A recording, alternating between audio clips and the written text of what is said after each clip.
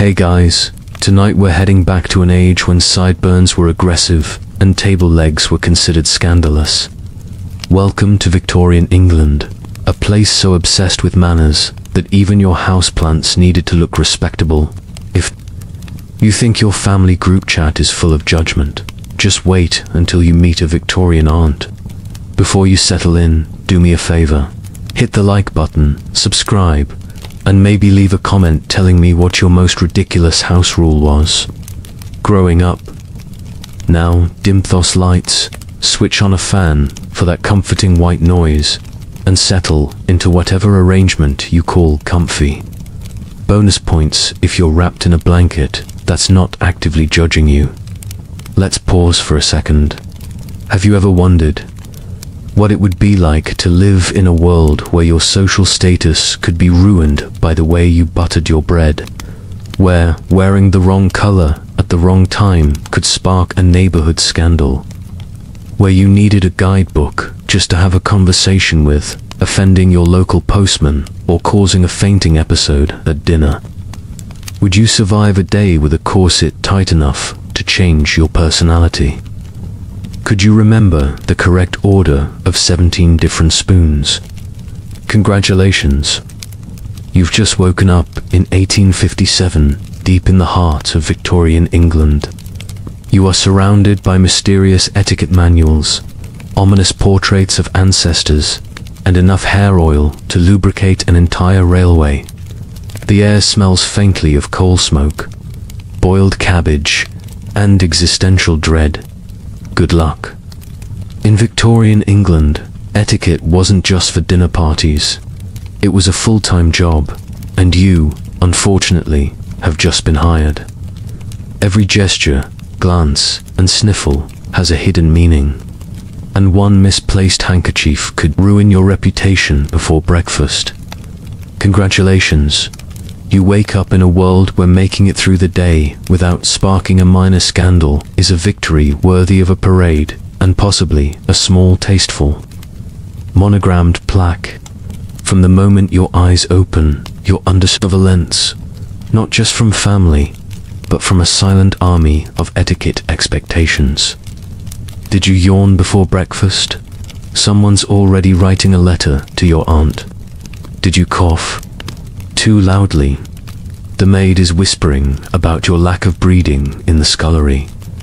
Let's start with the basics. Walking into a room. In Victorian England, you don't just barge in like you're late for a Zoom call.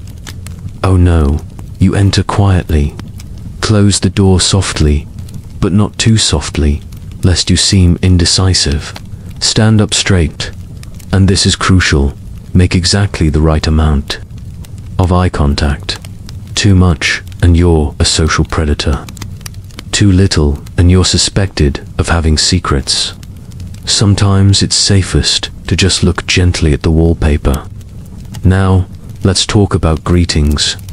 In the modern world, a wave or a nod does the trick.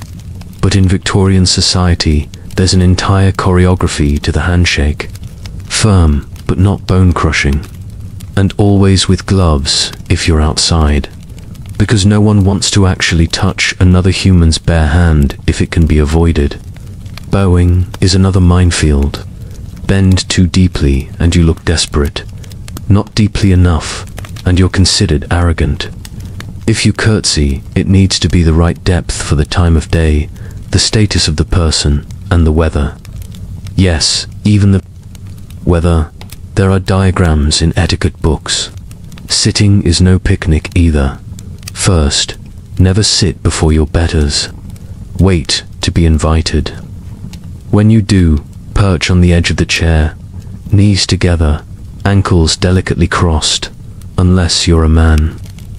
In which case, you must keep your legs exactly 17 apart to avoid both scandal and discomfort. Hands folded unless you're using them, but never fidget. Fidgeting suggests moral weakness or possibly throwness. Let's get to breakfast. If you thought eating was safe, think again. Victorian etiquette at the table is a combination of tactical maneuvering and silent performance art. Napkin on your lap, but never tucked.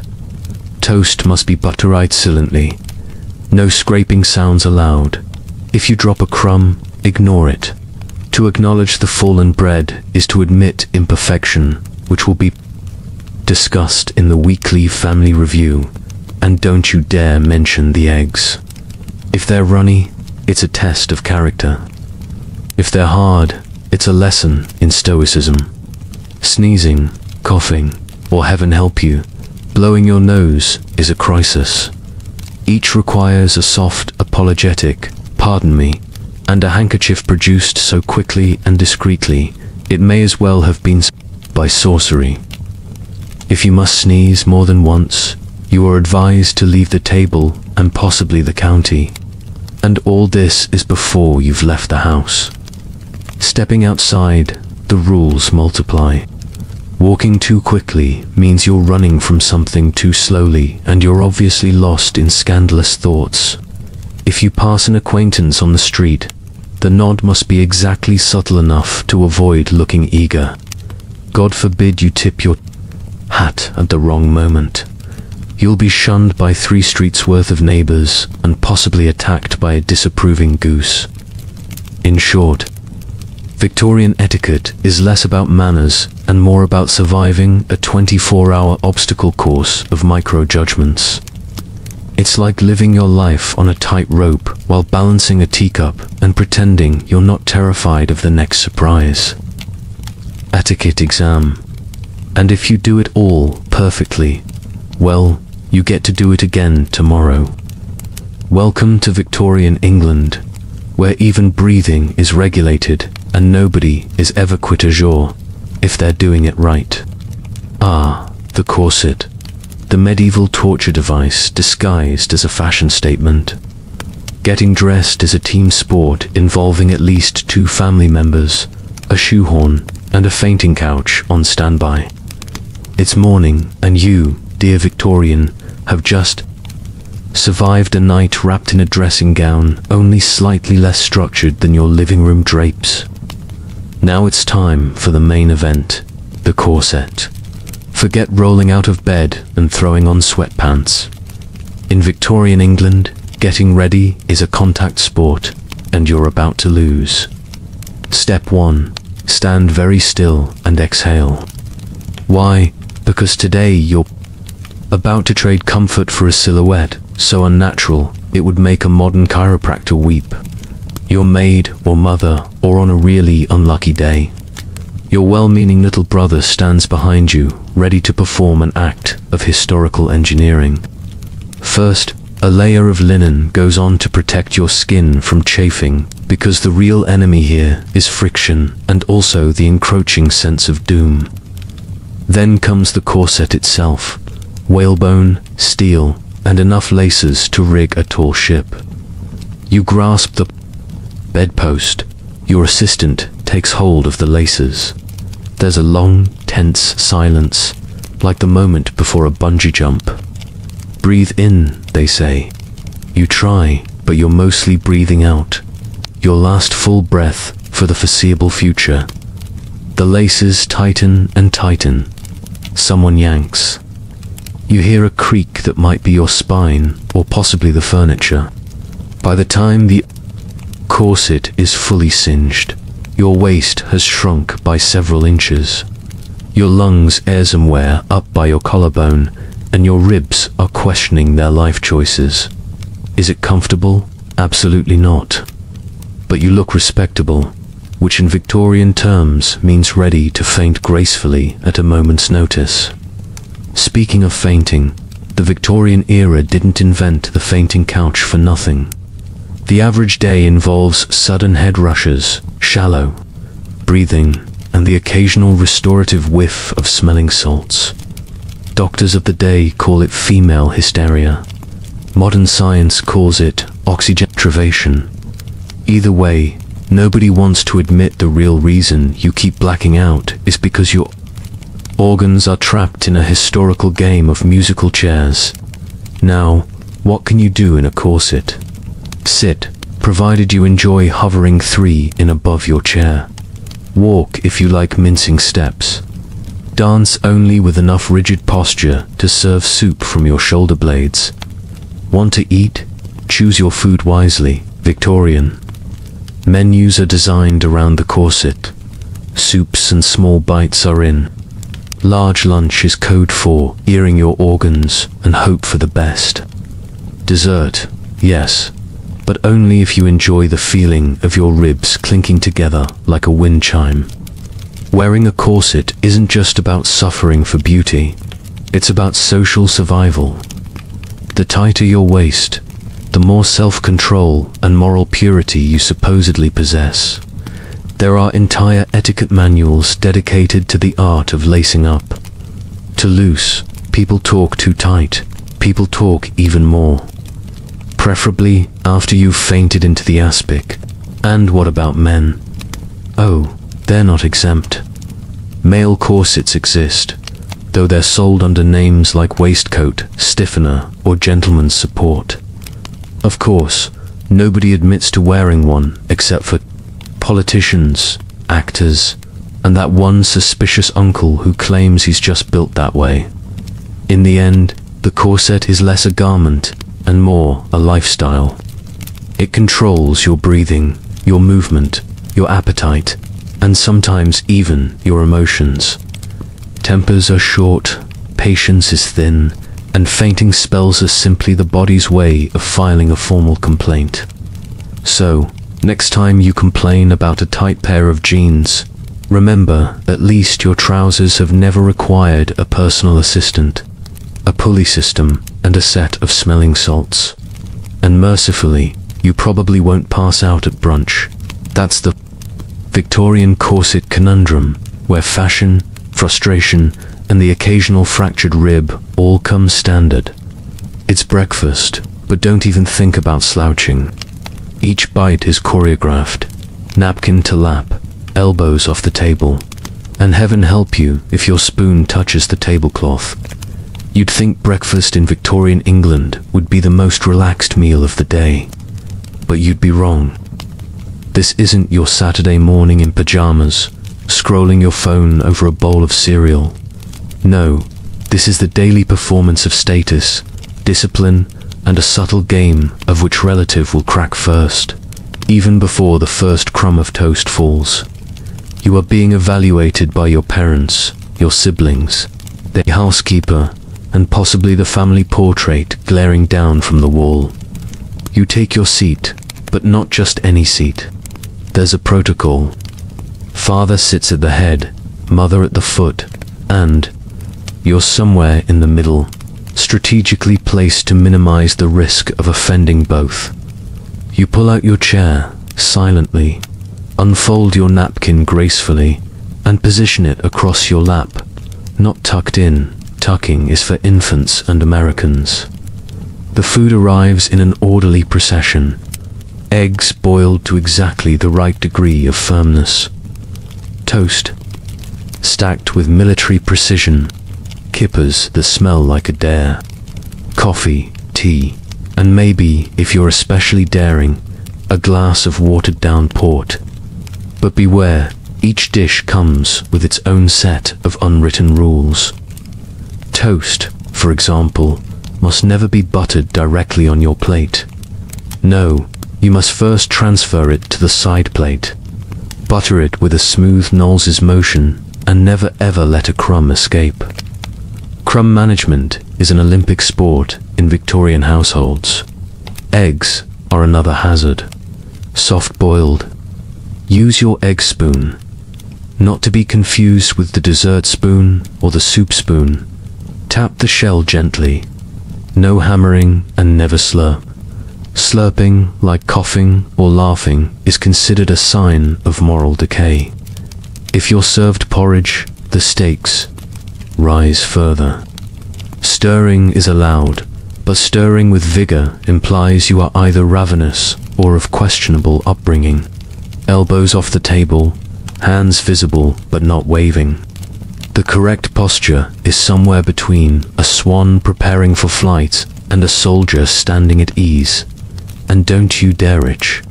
Reaching is social suicide.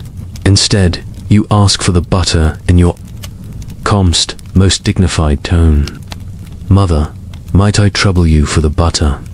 And wait patiently as it's passed through an obstacle course of family members and stern glances. Conversation, if permitted at all, must be subdued. No politics before noon. Certainly no discussion of illness, money, or anything resembling human bodily function. Weather is safe. Comments on the garden are welcome. If you run out of safe topics, simply nod sagely and pretend to contemplate the marmalade. Silence is better than a faux pas. And let's talk about utensils. Victorians have an entire arsenal at the ready. Butter knives, jam spoons, fish forks, toast racks, sugar tongs, each with a sacred purpose. Grab the wrong one and you might as well announce you're running away to join the circus. The worst offense, using your fingers, even toast. Yes, toast must be handled delicately, preferably with silver tongs, or at least a handkerchief of sufficient thickness. Should you accidentally spill tea, drop a knife, or God forbid sneeze, the protocol is swift and merciless. Freeze, apologize softly, hope no one noticed. But everyone did. It will be mentioned again, probably during the next family argument or in your future memoirs. By the end of breakfast, you'll have used 7 different implements, answered 3 veiled questions about your plans for the day, and maintained perfect posture for what feels like a minor eternity. You will have eaten technically, but it won't feel nourishing. Instead, you'll leave the table with a stiff spine, a stiff upper lip, and a newfound respect for the simple glory of eating toast in bed, elbows out, crumbs everywhere, and not a judgmental eyebrow in sight. That's Victorian breakfast. More exam than meal, more ordeal than indulgence, and you survived at least until tomorrow. You need a bath. Good luck. Public bathers are suspect, but bathing at home is dangerous. People worry water might excite the nerves. Soap is optional. Modesty is not. Congratulations, your personal hygiene is about to become a social experiment. In Victorian England, cleaning yourself is less a routine and more a diplomatic mission, requiring equal parts stealth, scheduling, and the ability to withstand accusations of both moral decay and medical recklessness. It's Tuesday and you feel the urge to bathe. Not so fast. That urge alone is a sign you may have read too many French novels. Let's start with the basics. The public bathhouse, a place that should be simple, functional, and refreshing, has a reputation as a den of iniquity and questionable plumbing. No one respectable would be caught dead there unless they were either desperate or in disguise. The alternative, bathing at home, where the true dangers lurk.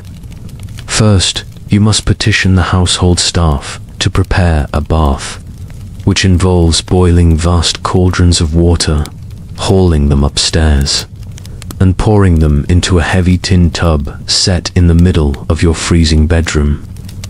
By the time the tub is filled, it's been a 3-hour ordeal. The water's tepid, and half the house now knows your business. But before you disrobe, let's talk about modesty. Privacy is nearly impossible. Changing behind a screen is essential, lest a maid wander in and glimpse an ankle, a scandal that will echo for years. You must also make sure the curtains are drawn, the door is locked, and the dog is firmly banished because Victorians are convinced the family spaniel is plotting to reveal their secrets. Now, soap. Soap is available, yes, but it's a prickly, harsh thing that leaves your skin feeling like sandpaper and your nostrils filled with the scent of industrial optimism. Many people avoid it, claiming a good rub down with a dry towel is far healthier and less likely to unleash hidden passions, or worse, chill your vital organs. Cold, after all, is considered the root of all illness, which is why most baths are more like brief apologetic splashes with lukewarm water, followed by a vigorous toweling and possibly a quick prayer. Actual immersion, as in fully submerging yourself in water, is a rarity. Doctors warn it may weaken your constitution, especially if you are a woman, a child, or a gentleman of advanced years. Instead, Victorians develop a system of spot cleaning known as the strip wash. You undress in sections, never fully naked. That's just madness.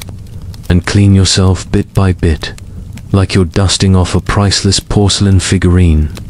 You start with the face, the most publicly visible part, followed by the hands, then possibly the neck and behind the ears if you're feeling wild. Anything further south is left to fate and dark-colored clothing. For many, the preferred method is the dry bath, a liberal application of talcum powder, a stiff brush, and a strong belief in the power of positive thinking.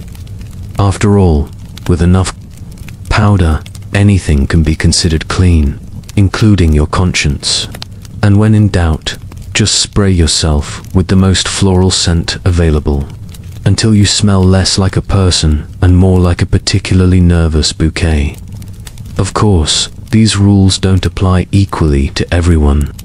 The upper classes get away with weekly baths, while servants and laborers are advised to wash as infrequently as possible, lest the removal of grime make them vulnerable to disease, or even worse, look above their station. The less you wash, the more Victorian you become. So if you're feeling dirty, remember cleanliness is next to godliness. But too much cleanliness is suspicious. And if anyone asks, you are simply taking the air, brushing off the dust, or practicing restored self-discipline.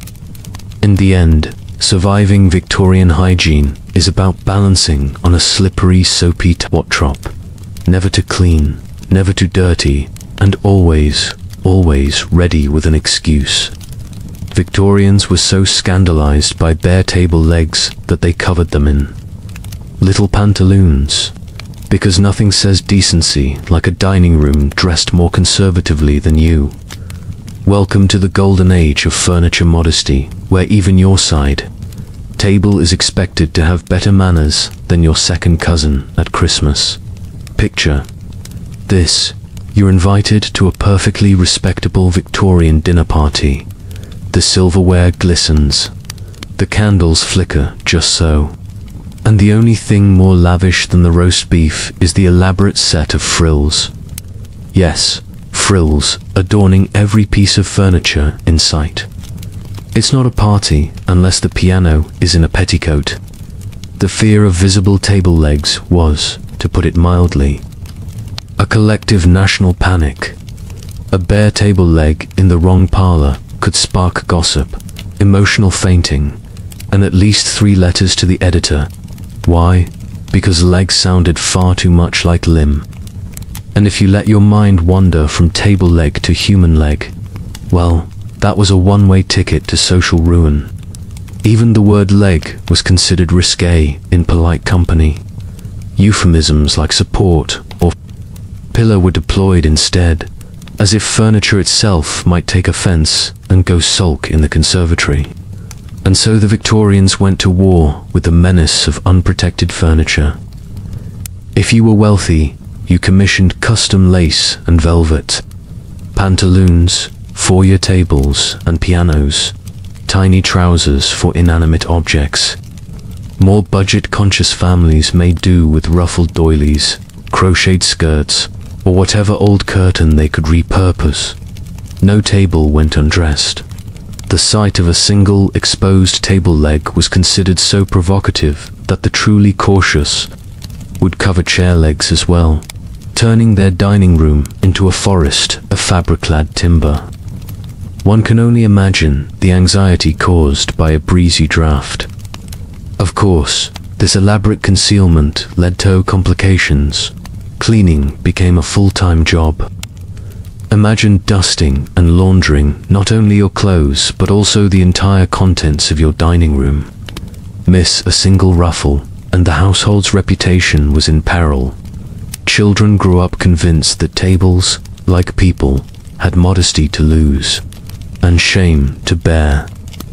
The family dog learned very quickly not to nap beneath the dinner table for fear of getting tangled in a sea of calico bloomers. The tradition wasn't limited to homes. Even public establishments felt the pressure. Hotels, tea shops, and railway refreshment rooms all adopted the custom, each competing to see whose furniture could be the most thoroughly chastened. There are even reports of furniture makers selling ready-made leg covers, complete with little buttoned flaps, and for the truly pious, discreet embroidery. The table wasn't just hidden, it was accessorized. Visitors from abroad found this all both baffling and hilarious. French travelers wrote snarky letters home describing the English passion for dressing their chairs. American tourists reportedly asked where they could buy trousers for their sideboards, presumably as souvenirs or for use at particularly uptight family gatherings back home. But there was a dark side to all this decorum. The drive to cover up legs sometimes went too far. One unlucky clergyman reportedly fainted at the sight of a new writing desk.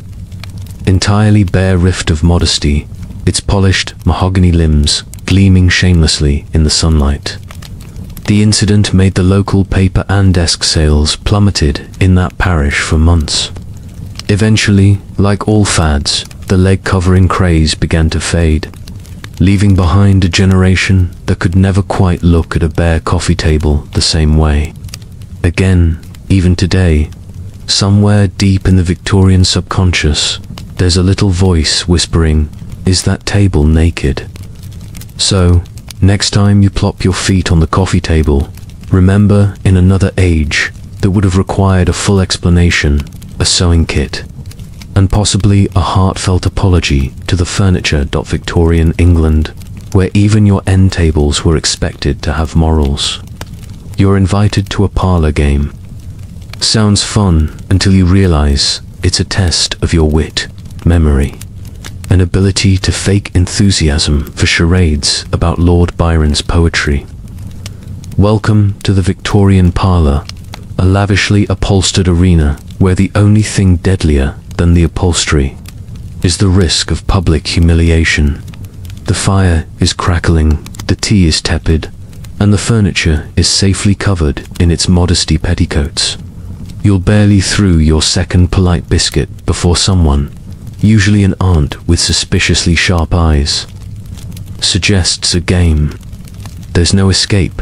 You are about to be thrown headlong into the single most strenuous social obligation of the era, enforced fun. Parlor games in Victorian England are not about relaxation. They're a carefully orchestrated display of manners, cleverness, and the ability to pretend you care who wins. Every game comes with more rules than an international peace treaty. The evening begins with the minister's cat. A game so simple in theory and so stressful in practice that you'll be searching for the nearest fainting couch within minutes. One by one, you must describe the cat with an adjective in alphabetical order. The minister's cat is affable. The minister's cat is boisterous. By the time the minister's cat is quixotic, you're praying nobody asks you to spell it. If you're lucky, the group may decide to play charades. But don't get excited. This isn't modern charades. Victorian charades is let's mime out a movie and more, act out a cryptic 5-syllable word in multiple excruciating acts. The answer is always something like undercurrent or incomprehensible. There's a lot of standing around pretending to be an abstract concept while your audience looks politely baffled. Someone inevitably tries to act out by melancholy. It takes 3 rounds and ends with a discussion about proper poetic posture. Next up is consequences. Here each person writes down a part of a story, who met whom, where, and what happened, then folds the paper and passes it along. The result is a narrative mess involving Queen Victoria, a butcher, the Crystal Palace, and a regrettable incident with a haddock.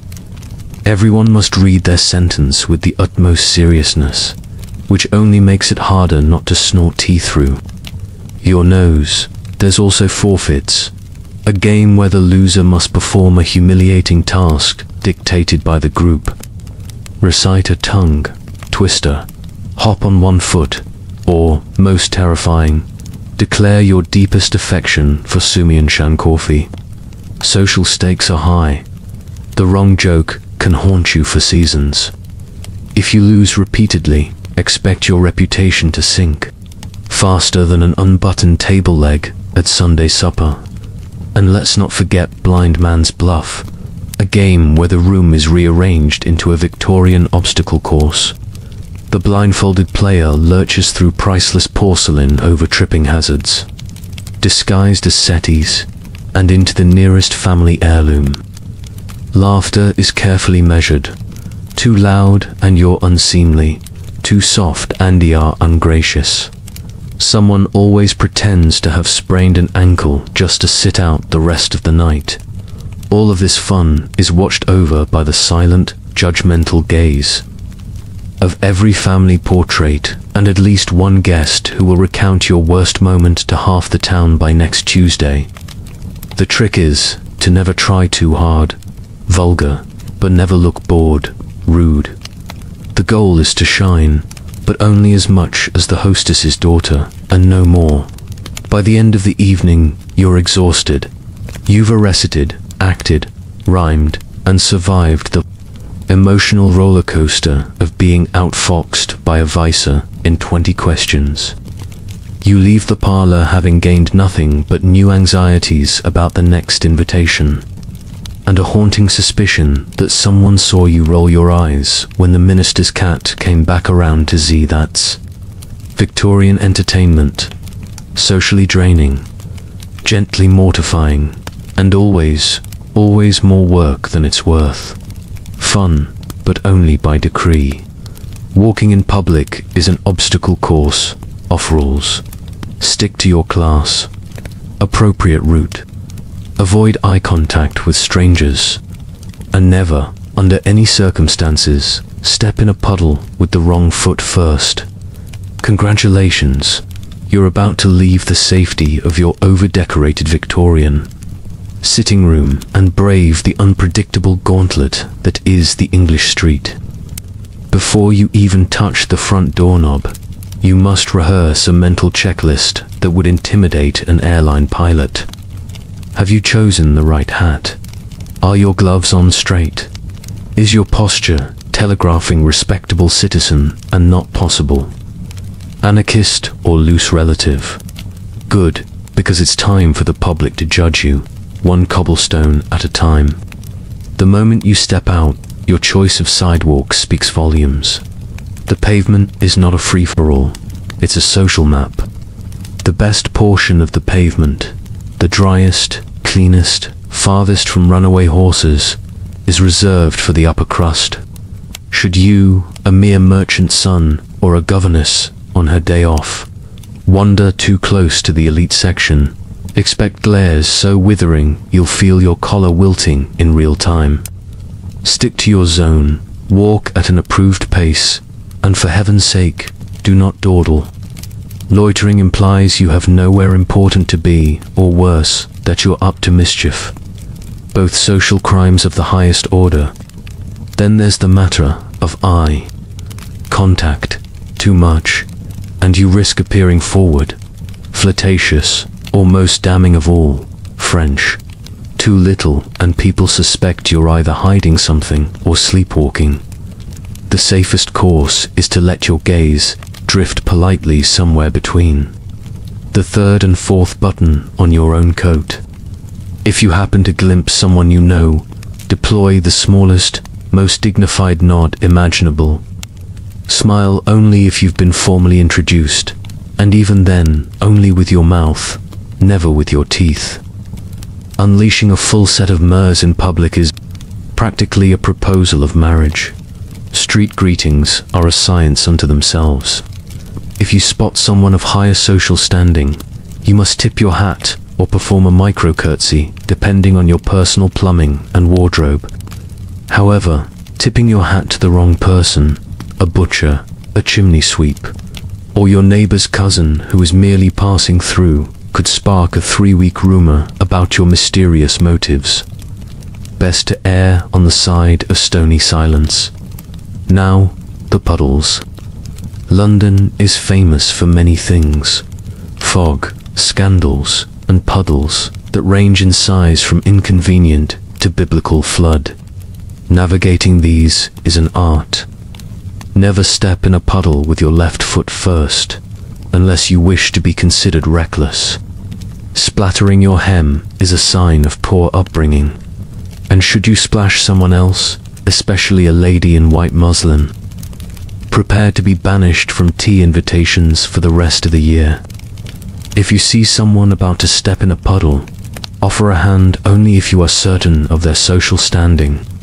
Accidentally rescuing a social inferior is the stuff of serialized Victorian tragedy. Let's not forget the traffic. Carriages clatter. Past, street vendors bellow. And there is always at least one dog who seems to belong to everyone and no one. Crossing the street is a test of nerves, timing, and etiquette. Do not run vulgar, do not scuttle, unladylike, and under no circumstances call out to someone across the road, unless you want to be mistaken for an opera singer or worse, an American. Finally, should you encounter a parade, a funeral, or the Queen's carriage, the rules triple. Stand respectfully, doff your hat, and do not try to peer over taller heads. It's undignified. And besides, someone will likely report your elbows to the authorities. Surviving a single stroll in Victorian England is less about getting from point A to B, and more about maintaining dignity, decoding invisible social signals, and avoiding public humiliation. If you make it home with clean boots, an untarnished reputation, and only minor existential dread, you've done well. For in this era, even walking is a masterclass in keeping up appearances. Afternoon tea is not about hydration, it's a ritual, with more unspoken rules than a royal wedding. Pour the milk at the wrong time and you'll be discussed in hushed tones for weeks. Congratulations, you've been invited to afternoon tea in Victorian England, which means you now have the opportunity to ruin your social standing with one poorly timed scone. This is not a casual mug of something with a biscuit. This is a delicate performance of grace, timing, and tableware. A ceremony designed to separate the wheat from the social yockwood chaff. First, let's talk about the setting. The drawing room is immaculate, heavy with the scent of over-perfumed roses and nervous anticipation. Cushions are arranged like tiny fortresses. The silver is polished to the point where you can see your own panicked reflection. Tea is served between 4 and 6, the most dangerous hours of the day, because everyone is hungry, but no one is allowed to admit it. The ceremony begins with the arrival of the tea tray, accompanied by enough porcelain to launch a small war. Every piece has its own function. The teapot, the hot water jug, the milk jug, never called a pitcher, the sugar bowl, the lemon dish, and a fleet of mismatched but socially approved cups and saucers. The teaspoons glint like the instruments of judgment that they are. You sit up straight, hands folded neatly in your lap, legs at precisely the right angle to avoid indecency or, heaven forbid, comfort. The hostess offers tea. Your reply must be gracious but not over-eager. Accept too quickly and you seem greedy. Too slowly and you appear ungrateful. Once served, the real anxiety begins. What do you add first? The endless debate between milk first and tea first is enough to fracture families. Tradition says the milk goes in after the tea, but some rebels and the French do otherwise. Pour milk first and the room will go quiet, as if someone's just confessed to Lasani. Next, sugar. Victorian. Sugar cubes are not just for sweetness. They're for demonstrating manual dexterity and moral fortitude. Drop the cube in without splashing, stir with small, silent circles. Do not clink the spoon against the cup, unless you want a stern lecture from your aunt. Lemon is acceptable, but never with milk. Mixing both is said to cause storms, plagues, and possibly hauntings. Now, the food. The three-tiered tray is loaded with tiny sandwiches, scones, and pastries, each requiring its own etiquette. Start with sandwiches, always with the crusts cut off, filled with things that are barely food, like cucumber and a whisper of butter. Scones are next, and here lies Anna Thurmanfield. Do you put the jam or the cream first? Choose wisely, as in Tyre. Counties will judge you for getting this wrong. Some say jam first, the Cornish way. Others swear by cream first, the Devon way. Either choice will make you an enemy for life.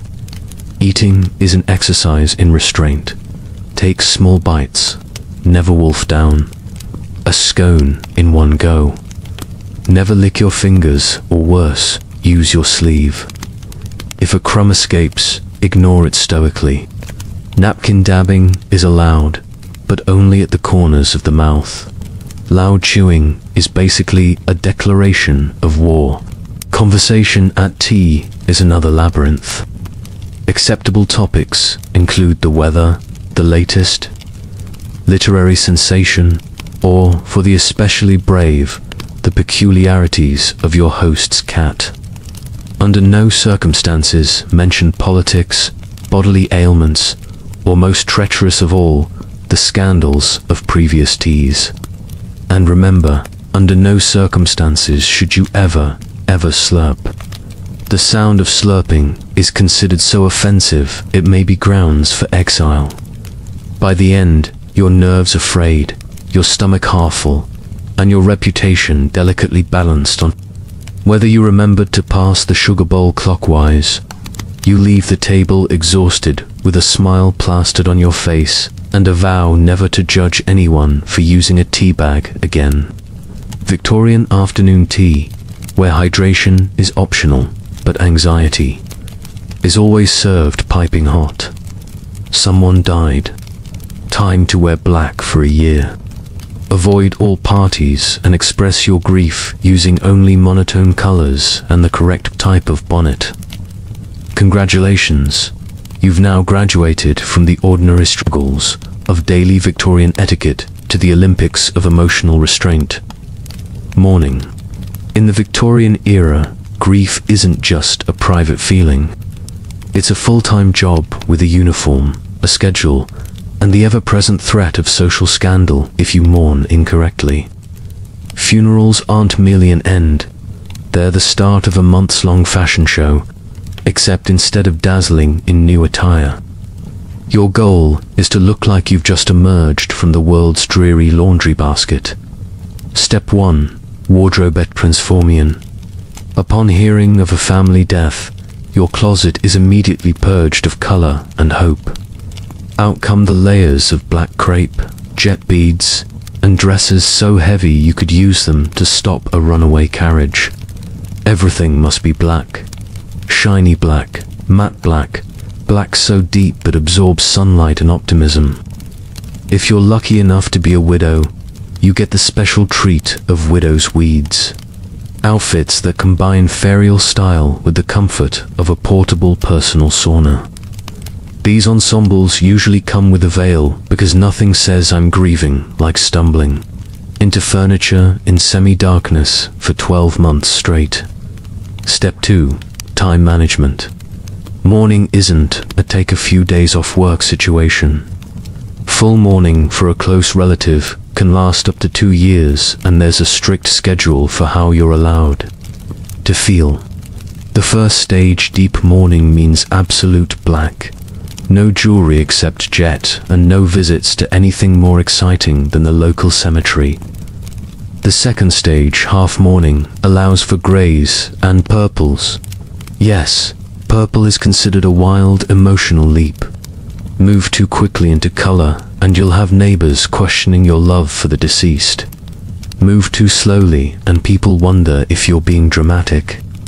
There's a sweet spot, but nobody knows exactly where it is. Step 3. Social withdrawal. Parties, balls, and even small gatherings are strictly forbidden. Laughter is risky. Smiling is suspicious. If you're caught enjoying a single bite of sponge cake at the wrong time, expect at least 3 strongly worded letters and a week of icy stares. If you must leave the house, prepare for a gauntlet of mournful nods and the occasional relative reciting poetry about loss in the cheese aisle. Mourning is performance art, and the audience is everywhere.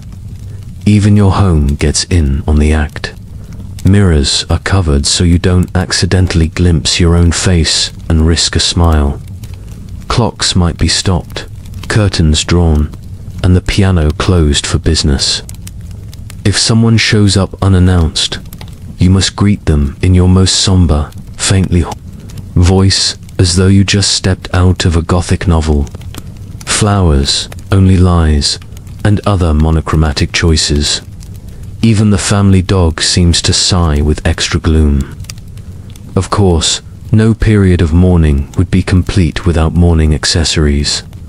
Victorians popularized everything from mourning brews, tiny portraits of the dearly departed encased in jet and often accompanied by a lock of hair, to blackboarded stationery.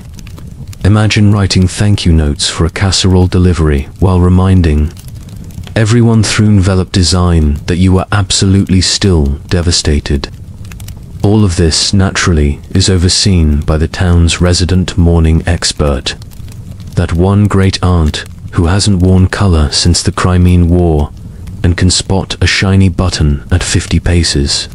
She will remind you of every rule, correct your posture at the grave, and raise an eyebrow at the cut of your veil.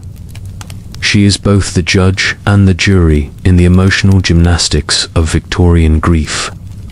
By the end, you'll have mastered the art of suffering with style, enduring endless months of wardrobe, monotony, and polite, relentless observation. Victorian mourning. It's less about loss and more about proving you can follow the strictest social script in history while barely daring to crack a smile. Want to visit a friend? Don't knock. Instead, leave a calling card with exactly the right size, font, and flourish. The wrong card means social exile and possibly being haunted by etiquette ghosts. Welcome to the labyrinthine world of Victorian social networking, where even the humble act of dropping by a neighbor's house is a diplomatic operation requiring nerves of steel, a steady hand, and a miniature paper portfolio that could topple a small government. Before you even leave the house, you must arm yourself with a stack of calling cards, crisp, unblemished, and as heavily regulated as an 1890s railway timetable. The first rule: never underestimate the power of paper. A calling card is more than an introduction. It's your entire social resume compressed into 3.5 by 2 in off-paste board. Too large and you appear desperate for attention.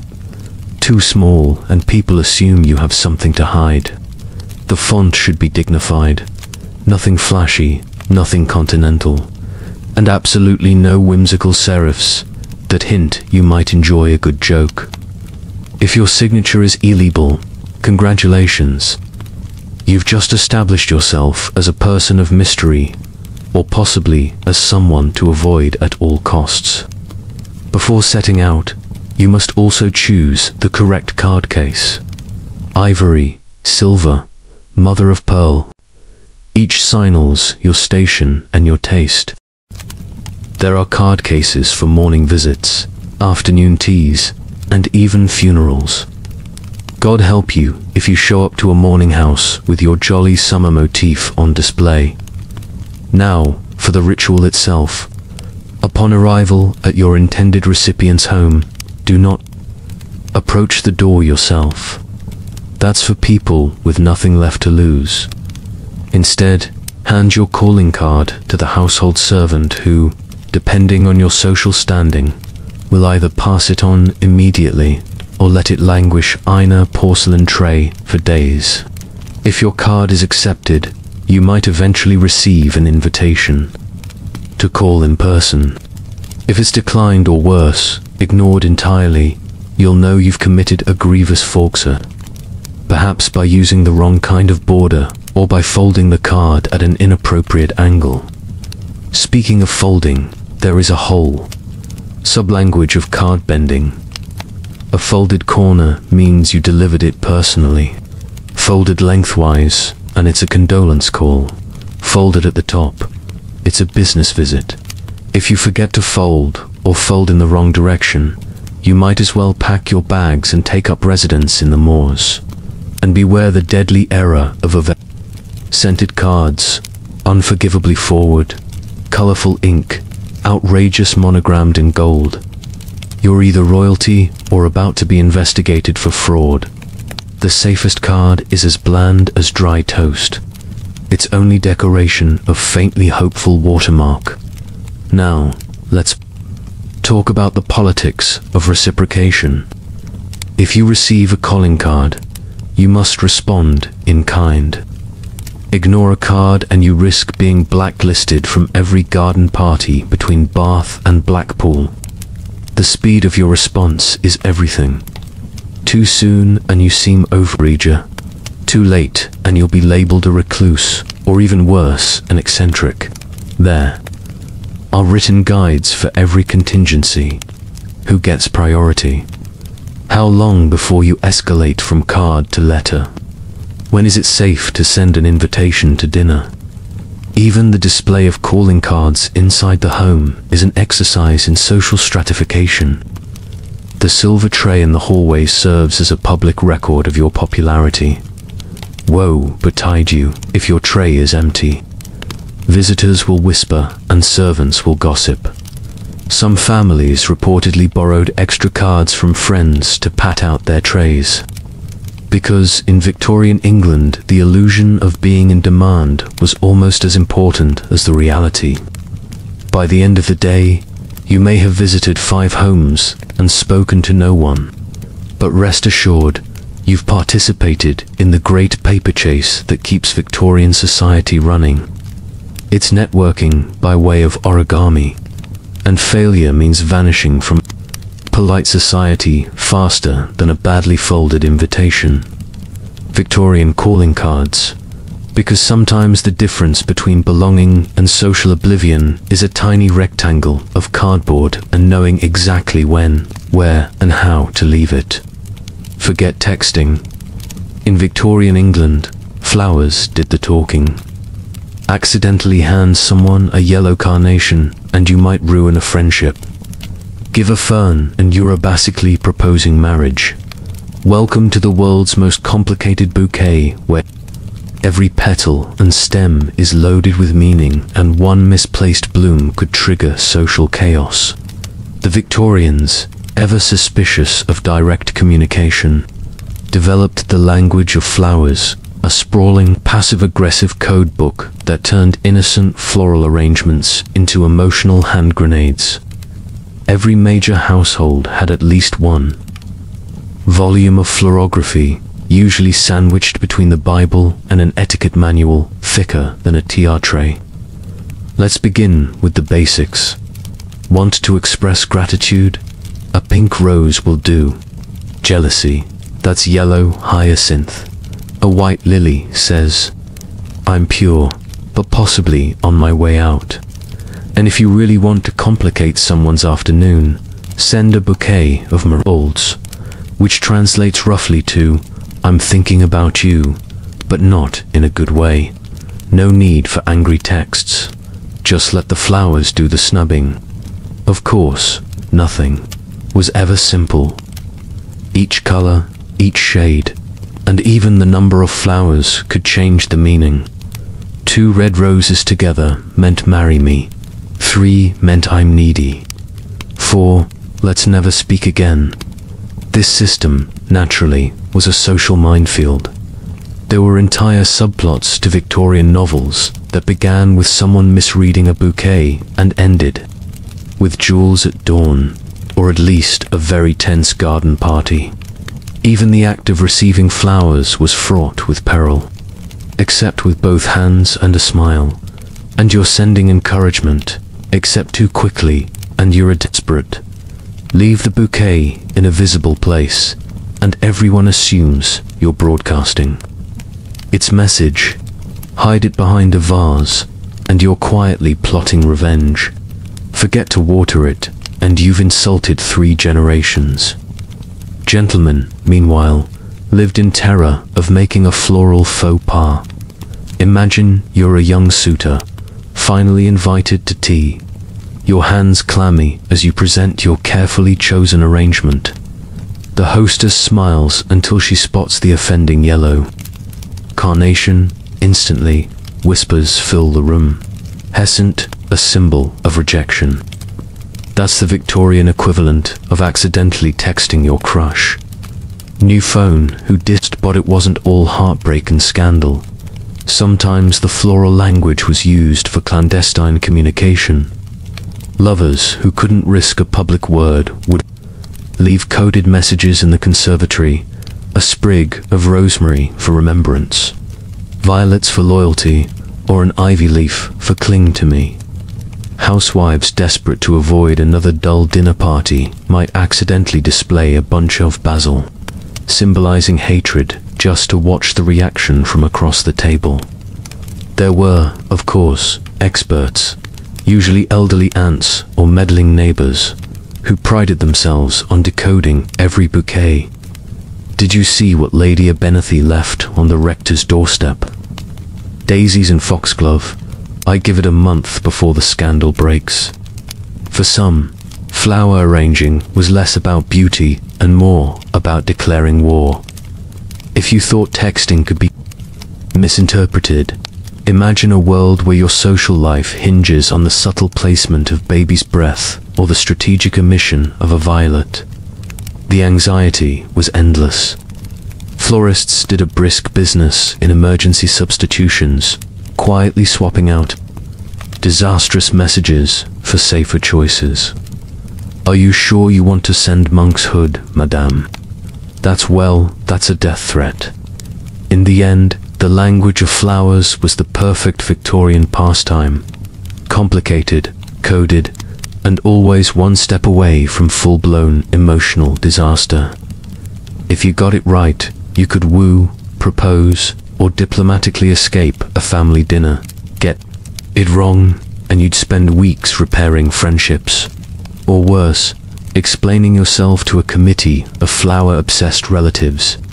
So, next time you pick up a bouquet, remember, in Victorian England, a bunch of daisies could launch a romance, end a friendship, or start a minor feud, all before the tea went cold. The modern read receipt has nothing on a well-timed posy. Welcome to the Victorian workplace, where the biggest threat isn't spam.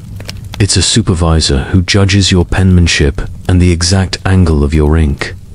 Well, you stroll into the office. Actually, you shuffle in because you're still not sure if the shoes or your soul are more worn down. The air is thick with the scent of ink, coal dust, and suppressed ambition. There's no cheery ping of new messages, no notifications, and no hope of a mark all as red button. The Victorian office runs on paper, sweat, and the constant chilling. Knowledge that Mr. Humpher from accounts is watching you like adders up. Your desk, if you're lucky enough to have one, is a masterpiece of organization. Not your organization, mind you, but the precise soul-flattening arrangement dictated by centuries of tradition. The inkwell must sit at a 45 angle from your dominant hand. Too close and you're presumptuous. Too far and you're clearly a dreamer with poor boundaries. Your blot is monogrammed, but not ostentatiously so. Heaven forbid you bring in a fountain pen with a foreign name. People might think you're plotting industrial espionage, or worse, French spelling. Before you even write a word, you're expected to perform an intricate ballet of bows, nods, and mumbled greetings. The hierarchy is as rigid as a starched collar. You must greet the supervisor first, but not too cheerfully. Greet your colleagues, but never suggest friendship unless you wish to be the subject of office gossip and possibly a cautionary ballad. Anyone caught chatting before noon will be considered either a revolutionary or a future poet, equally dangerous. In this environment, the day's main activity is correspondence. And by correspondence, I mean the art of copying letters by hand in a script so immaculate that a single blot might trigger a formal investigation. Typing hasn't yet invaded most offices, so your ability to flourish a capital G is your only chance at advancement. If you're a clerk, you might be lucky enough to operate a mechanical letter copying press, which involves pressing damp tissue paper to inked originals until you've achieved a faint but legible ghost of the document. Get it wrong, and your entire week is spent recopying the annual turnip inventory. Meetings are announced by the ringing of a bell, followed by everyone shuffling to a conference table so narrow it resembles a Victorian punishment device.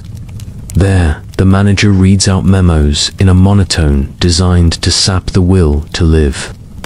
The topics, ink budgets, the new ledger ruling, and if things really get wild, whether coffee is making the junior staff too spirited. Lunch break is a minefield. There's no fridge for leftovers, just a lukewarm pork pie wrapped in a handkerchief. You must eat in silence with minimal chewing and certainly no laughter. Eating an orange at your desk is considered an act of anarchy. Someone always brings in a hard-boiled egg, which when peeled will become the center of office controversy for at least 3 weeks. Office equipment is both a blessing and a curse. The filing cabinet is locked, and only Mr. Humpher has the key, which he guards with the vigilance of a medieval dragon. The ledger is sacred, and any mistake must be sanded out with a rubber. So expensive, you sign it out like royal jewelry. If you spill ink, you must file a formal apology, possibly in triplicate. And of course, the greatest threat is the suggestion box, an ominous wooden chest lurking by the door. No one ever admits to using it, but occasionally a rumor surfaces that someone suggested an extra 15 minutes for lunch. That person is never seen again. By the time the gas lamps flicker to life, you've written, copied, erased, and apologized. More times than you've blinked. You leave the office with cramped fingers, a haunted stare, and a deep abiding gratitude that no one has ever asked you to reply. All Victorian office life, endless paper, relentless judgment, and no escape from Mr. Humphrey's beady, watchful eye. Picking out clothes takes hours, and not just because of the layers. There are strict rules for fabrics, colors, and when you're allowed to wear stripes without being accused of moral laxity. In Victorian England, getting dressed isn't a personal choice. It's a community project, a logic puzzle, and sometimes an act of spiritual endurance. You don't simply open your closet and grab whatever's clean. Your wardrobe is an elaborate menu of options, each with its own code, calendar, and invisible pitfalls. To start, there's the question of season, not is it warm or cold, but what does society expect my knees to feel today? Summer means 3 layers. Winter, 5 layers, 2 petticoats, and a shawl heavy enough to stop a runaway carriage. The fabric is your first hurdle. Linen is for summer, but only before noon. Velvet is for evening, unless you're under 30, in which case velvet is too ambitious. Wool is always correct, except when it isn't. And cotton is considered mildly subversive. If you're a man, broadcloth and tweed are safe bets, but beware the scandal of too bright waistcoats. Yellow, for example, can only be worn by children. And the terminally optimistic. Too much silk and you're either a libertine or a diplomat, possibly both. Then the color wheel. Black is reserved for mourning or for servants who want to look invisible. White is for the pure, the unmarried, or those hoping to startle their neighbors. Blue, thankfully, is allowed, but only in the right shade and only after Whit Tide. And green. Proceed with caution, as it may suggest Irish sympathies, woodland mischief, or simply that you've lost your mind. There are entire books dedicated to the perils of purple. Regal if you're a duchess, presumptuous if you're a dentist. Next, the pattern trap. Stripes are especially fraught. Vertical stripes can make you look tall and severe, which is good for funerals and bad for picnics. Horizontal stripes, on the other hand, are only for the nautical and the foolhardy. Plaids are Scottish and less worn in London, where they are suspiciously provincial. Polka dots are for the very young or the very French, and florals must never be larger than a modest thumbnail, unless you're attending a garden party.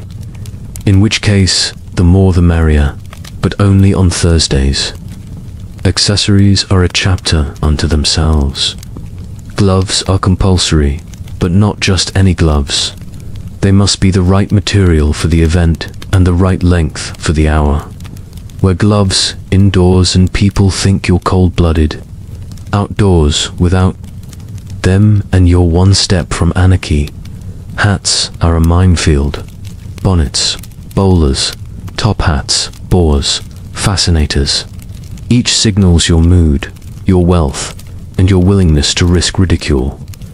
The wrong hat at the wrong event can destroy a reputation before the tea has even been poured. And jewelry are jewelry. Pearls are tasteful. Diamonds are for the married and wealthy, and anything with too much sparkle after 400 p.m. suggests you're either in mourning or in denial. Cameos, lockets, and mourning brooches are always safe, provided you aren't accidentally wearing the wrong relative's hair. The worst part, none of this is written down anywhere convenient. Most rules are delivered via rumor, sideways glances, or that one neighbor who never seems to blink. By the time you're finally dressed, corseted, gloved, buttoned, pinned, and swaddled in enough fabric to reupholster the settee, you've missed breakfast and are dangerously close to violating at least 2 unspoken rules. And that's before you even reach the street where every stranger is ready to mentally score your ensemble. So, if you're ever tempted to roll your eyes at the modern dress code, just remember the Victorians turned getting dressed into an Olympic event where the only gold you won was fashion may come and go, but in Victorian England, the rules and the layers were forever. Victorian children are basically ornamental. They must be presentable, quiet, and only speak when spoken to, preferably in full sentences, and never about bodily functions, from the moment a Victorian child emerges into the world, preferably in a private nursery with wallpaper so busy it could trigger vertigo. They are immediately groomed for their one true job, appearing calm, clean, and utter in public. Childhood in this era is not about self-discovery, but about learning how to sit perfectly still on a hard chair for what feels like years without uttering a sound louder than a distant cough. Mornings begin with the ceremonial donning of the children's outfit, an ensemble that includes so many buttons, bows, and starched ruffles that the average 7-year-old spends the first quarter of the day simply being fastened into existence. Shoes must be polished to a mirror shine. Hair must be parted so straight it could double as a railway track. Anything less than perfection invites the sort of maternal sigh that could wither even the cheeriest daffodil. Breakfast is a silent, high-stakes affair.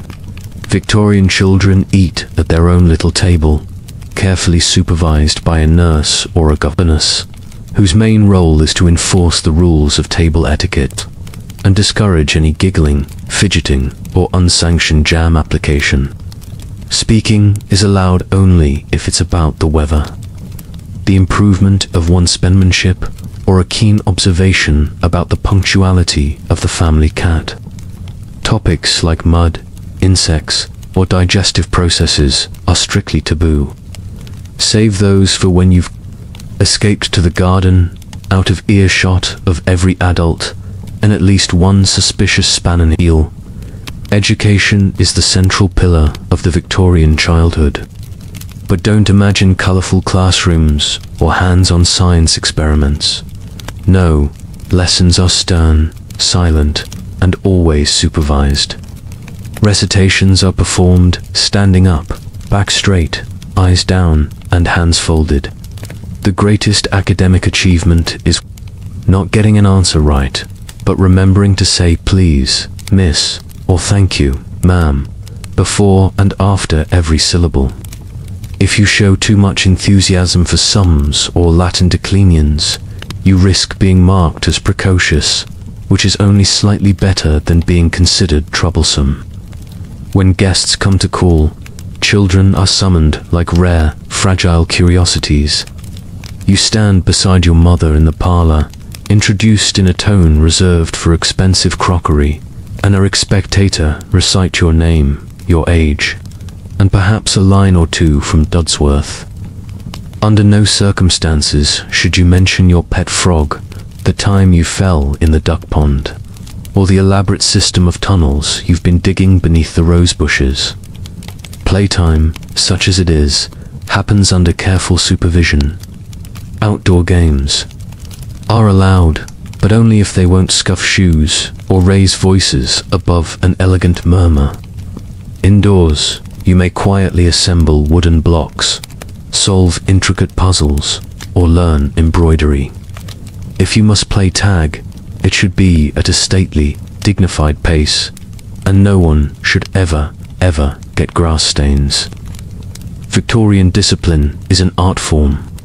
More whispered warnings and arched eyebrows than actual punishments. Being sent to the naughty chair is a fate worse than bread pudding for supper. Public tantrums are vanishingly rare. Children learn early that one raised voice can lead to days of being ignored, tutted at, or worst of all, having your storybook privileges revoked. And so the Victorian child perfects the art of silence, poise, and strategic invisibility. Behind closed doors, of course, they are as wild and rambunctious as any other generation, dreaming of mud pies, shrieking with forbidden laughter, and daring each other to say bottom at the dinner table. But in public, they are model citizens, pristine, polite, and almost entirely silent. If your own kids ever forget their inside voices, just remember, at least you don't have to lace them into 47 buttons before breakfast. Victorian parenting, where children are seen not hard and never ever sticky. You want a date. Hope you enjoy supervised walks, cryptic glances, and conversations about the weather.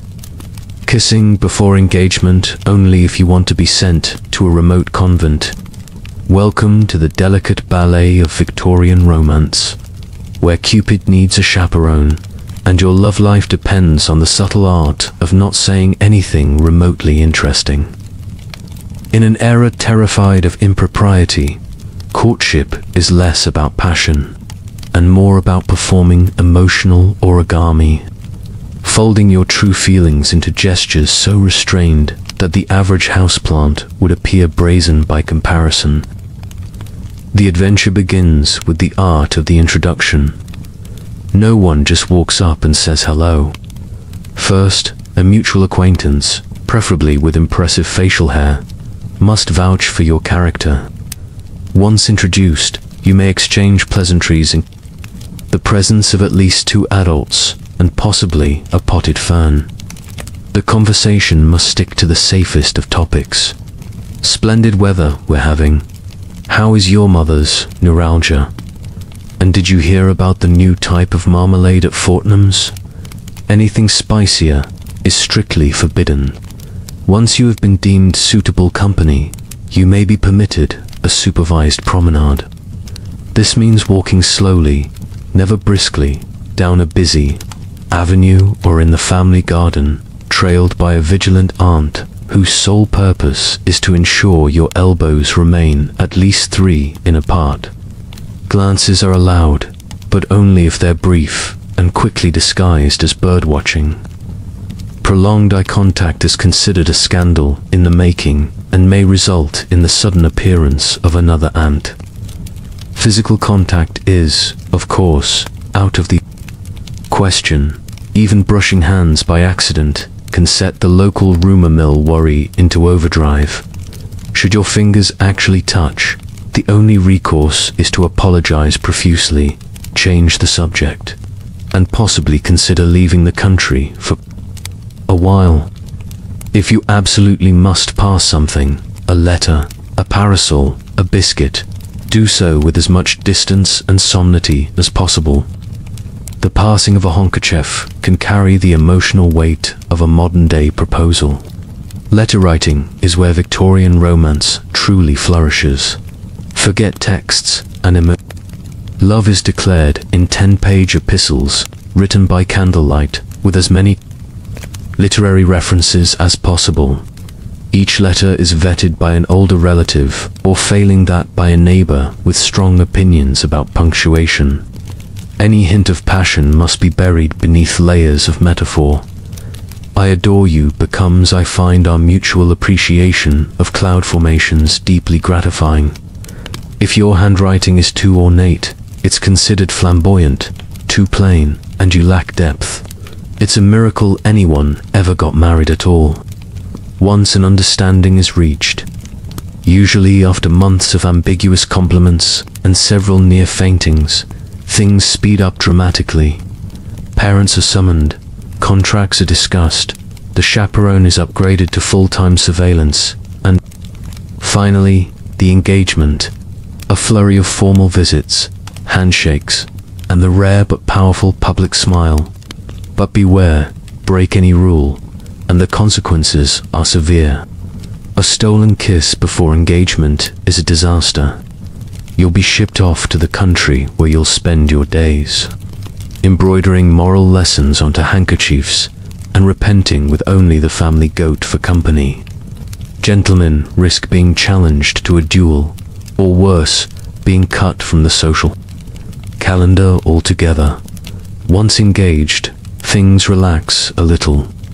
You may now sit together in a room with the door partially open, provided everyone else is awake and within shouting distance. You may exchange gifts as long as they're small, practical, and not suggestive. Novels or poetry, just to be safe. And so, if you're dreaming of candlelit dinners and midnight rendezvous, temper your expectations. Victorian courtship is less whirlwind romance and more synchronized swimming. Above the surface, all poise and dignity; beneath it, frantic paddling and the occasional existential crisis. In this era, the path to love is long, winding, and always heavily supervised. Owning a pet is fashionable, but your dog is expected to be as well behaved as your aunt's prized fern. Don't let it bark, shed, or display enthusiasm in public. Welcome to Victorian England, where pet ownership is a delicate performance of dignity, restraint, and the unspoken terror of accidental fur on your cravat. Every proper household must have a pet, a living, breathing sign of both prosperity and emotional repression. But don't be fooled into thinking your animal companion can act like, well, an animal. Victorian pets, much like Victorian children, are to be seen but not heard, and certainly never smelt. Let's start with the most popular pet, the dog. The fashionable breeds of the day, King Charles, Spaniels, Pugs, and Terriers with names like Lord Buttercup, are all expected to exhibit the stoic patience of a retired butler. These dogs are brushed within an inch of their lives, perfumed with lavender water, and adorned with ribbons so frilly even the family baby feels underdressed. Walking your dog is not a romp in the park, but a promenade of social display. Your dog must move at precisely your pace, tail at the approved angle, with no unseemly sniffing, tail chasing, or, heaven forbid, barking at a passing carriage. If your spaniel so much as chuffs, Aunt Prunella will write about it in her diary for the next 6 months. Cats too are rising in popularity, but with strict expectations. A cat is allowed to nap in the sunbeam, purr demurely, and occasionally chase a moth for the amusement of assembled guests. Under no circumstances shall a cat climb the drapes or knock over the bone china. Litter boxes are a well-guarded secret, usually disguised as a tasteful piece of furniture, because nothing spoils afternoon tea like the faint suggestion of feline impropriety. But dogs and cats are just the beginning. The truly eccentric Victorian might keep a parrot, a canary, or even a hedgehog. Birds are permitted to sing softly, melodiously, and at appropriate hours only. A parrot's vocabulary is strictly curated to exclude anything resembling political opinion or family gossip. A hedgehog, on the other hand, is prized for its quiet, nocturnal dignity. No sudden movements, no embarrassing odor. If your hedgehog should roll into a bowl at the wrong time, be prepared to offer a lengthy apology and possibly a round of port. Pet accessories are an entire industry. There are bespoke feeding bowls, hand-stitched coats, and monogrammed beds that rival those of the human residents. But don't overdo it. A dog in a diamond collar is a target for both thieves and social critics, who will loudly question whether you value your pet's comfort over your own sense of shame.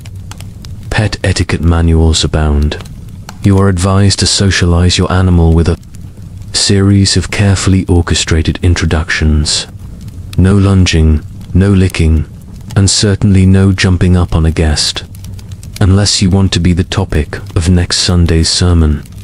Should your pet disgrace itself in any way, the protocol is swift. Scoop up the animal, apologize to the room, and banish both it and yourself to reflect on your failings. There are rumors of a London club exclusively for owners whose pets have caused public scandals. Meetings are held discreetly and names are never shared outside the group.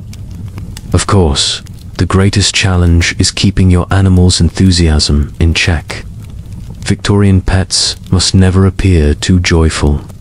Wagging tails, ecstatic purring, and playful antics are to be limited to private moments, ideally after dusk with the curtains drawn. In public, your pet should be as dignified as a family portrait and at least as dust-free. So, next time your dog barks at the mail carrier or your cat knocks over a vase, take heart.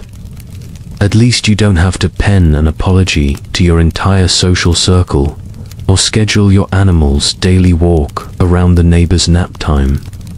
In the Victorian era, pet ownership was a delicate balance of pride, performance, and perpetual fear that your animal would upstage you with a single unsanctioned sneeze. Christmas is technically allowed, but only if your tree is properly modest and no one laws too loudly. Remember, Morent is undignified unless it's silent. The Victorian holiday season is a masterclass in controlled festivity, a time when joy is allowed, but only if thoroughly laundered, pressed, and wrapped in a muffler. Gone are the wild medieval feasts and rowdy revels. Instead, you find yourself invited to a gentle celebration where every ounce of enthusiasm must pass through a filter of etiquette and mild, dignified disappointment. It all starts with decorations. Yes, the Victorian spulest, the Christmas tree. But before you imagine twinkling lights and glittering bless, adjust your expectations. Your tree must be of a respectable height, no more than 5 feet, please, and decorated with homemade paper ornaments, a strand or two of somber ribbon, and the occasional orange impaled on a sprig of holly. Too much color or sparkle, and the vicar may stop by to ask pointed questions about the state of your soul. Candles are allowed, but only if they're the non-dripping, non-flickering, extremely safe kind, and ideally not lit at all. The exchange of gifts is similarly restrained. Presents are practical, unostentatious, and ideally involve a great deal of wool. Socks, handkerchiefs, sensible books, and perhaps a modest tin of boiled sweets if you're feeling extravagant. Anything that requires batteries or makes a noise is regarded with deep suspicion and possibly labeled as French. Recipients must display the exact right amount of gratitude, enthusiastic but never giddy. Smiling broadly is acceptably in Lee, if you immediately neutralize it with a quiet thank you and a thoughtful nod. Food is a highlight, but it's less about indulgence and more about tradition. The Christmas goose arrives, roasted to perfection, and carved with the solemnity of a royal decree. Plum pudding is wheeled in, doused with brandy, and ignited, but the flames must never rise above polite applause height. Any cries of delight should be muffled in linen napkins. Crackers, those little tubes of holiday mischief, exist, but jokes are strictly censored and should not provoke actual laughter. A modest H, or indeed, will do. Games and music are allowed, but with rules. Charades are popular, provided no one acts out anything so vulgar as an emotion. Carol singing is tolerated, but only in keys that don't encourage excitement. Any attempt to dance will be met with raised eyebrows, and if you're unlucky, a note from your mother reminding you of the family's delicate constitution. Even Santa Claus, imported from Germany and America, is given a Victorian makeover. He is to be discussed with the same reverence reserved for a foreign diplomat, admired from a distance, spoken of in the vaguest terms, and never depicted in public without his full winter attire and a distinctly serious beard. Let's not forget New Year's. While a fresh start is theoretically celebrated, it is mostly marked by making lists of modest improvements. Dust, parlor more thoroughly, express gratitude with greater restraint. Midnight is acknowledged by quietly checking the mantel clock, followed by a handshake, and if spirits are high, a single glass of cherry. For those lucky or unlucky enough to host a holiday gathering, the stakes are even higher. Invitations must be handwritten in somber ink, decorations modest, conversation meticulously neutral, and refreshments plentiful but never excessive. If a guest so much as utters a pun, hosts are obliged to respond with a cool smile and a quick change of subject. So, as you contemplate your next holiday, be grateful for a little chaos, laughter, and unruly tinsel. In Victorian England, The true miracle of the season is managing to celebrate anything at all, quietly, modestly, and with maximum restraint. Merriment is permitted, but only if you keep it down. You need to visit the facilities. There's a special way to ask. Anything more direct would invite scandal and possibly lower your property value.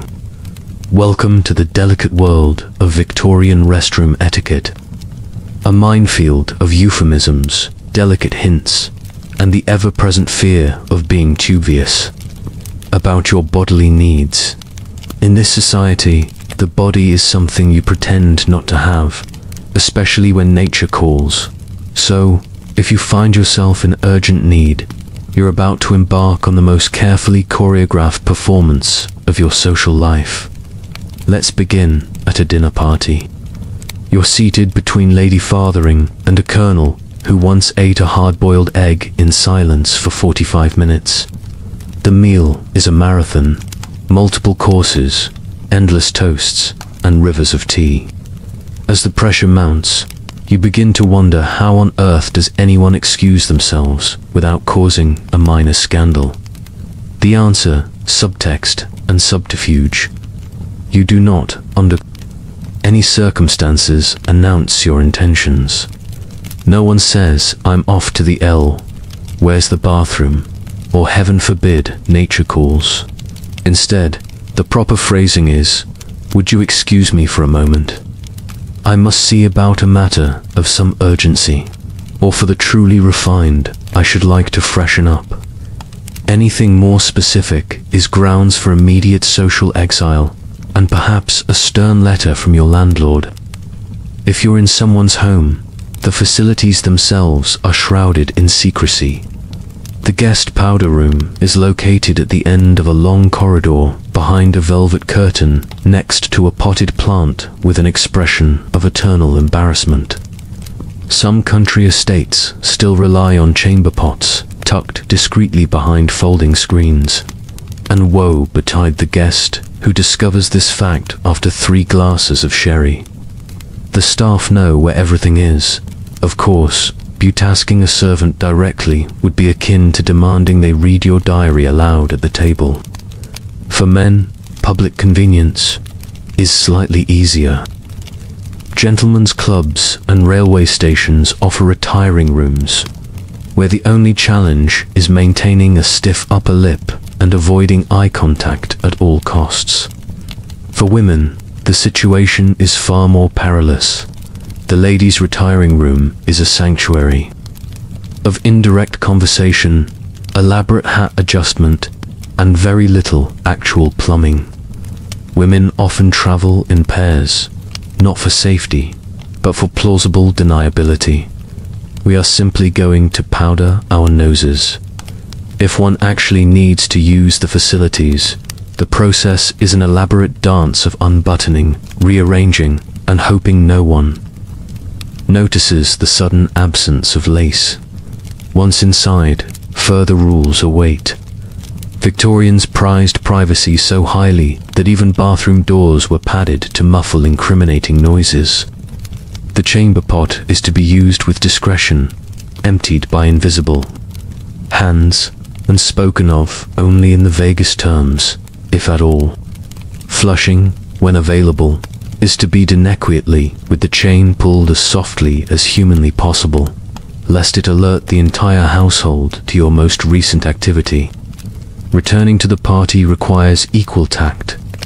No one should ever suspect where you've been. Pause at the mirror, adjust your gloves, and re-enter the room as if you've been admiring the view from a distant window. If anyone asks, rare but possible, the answer is always, "I was detained by the most charming view of the garden," or "I had to attend to a small correspondence." Everyone nods, and the fiction is maintained. Children are indoctrinated early. Victorian potty training consists mostly of learning to ask for the necessary with grave seriousness, and to avoid ever speaking of it again. Accidents are met with horror, and in the case of the upper classes, quickly rewritten out of family history. So next time you marvel at modern plumbing and the freedom to say back in a minute, remember, in Victorian England, even the most basic human urge required a script, a supporting cast and nerves of steel. Potty training wasn't just for children. It was a lifelong social performance, and only the most refined could pull it off. Every occasion has a designated hat. Get it wrong and risk social ruin, or at the very least, a strongly worded letter from your neighbor.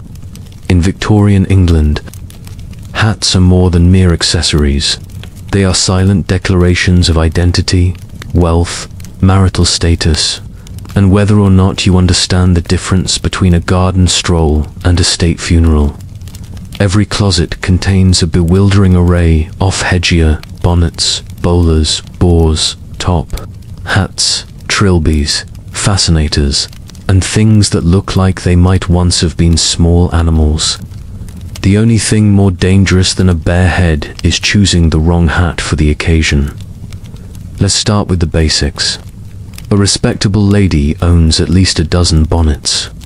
Straw for the country, velvet for the city, black crepe for mourning, and the mysteriously large bonnet for moments when she'd like to avoid conversation altogether.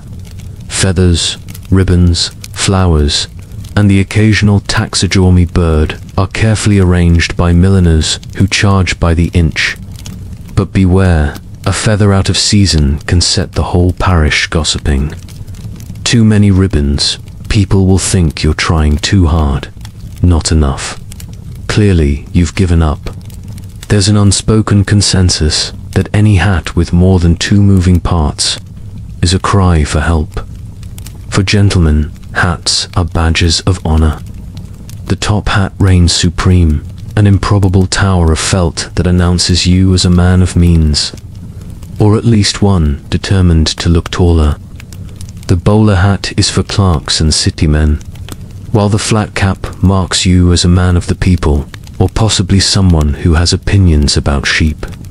Woe betide the man who wears a straw boater to an evening event, or worse, dans his cap indoors. Such lapses can lead to heated debates in drawing rooms, and even polite shunning at the grocer's. Hats are regulated not only by social class, but by time of day. Morning hats are practical and subdued. Think tweed and sensible brim. Afternoon hats are for showing off. Evening hats, when permitted, are small and discreet for ladies, never overshadowing. A hairstyle meticulously sculpted over several hours. Gentlemen's evening wear calls for the collapsible opera hat, a marvel of Victorian engineering, mostly used for showing off at the theatre and snapping open dramatically at inappropriate moments. Then there are the event-specific hats. Wedding bonnets trimmed in white lace, church hats with veils for the devout, sporting hats with mysterious attachments for fishing or shooting, and of course, morning hats, which are required by law, or, so it seems, to be 3 shades darker than your mood.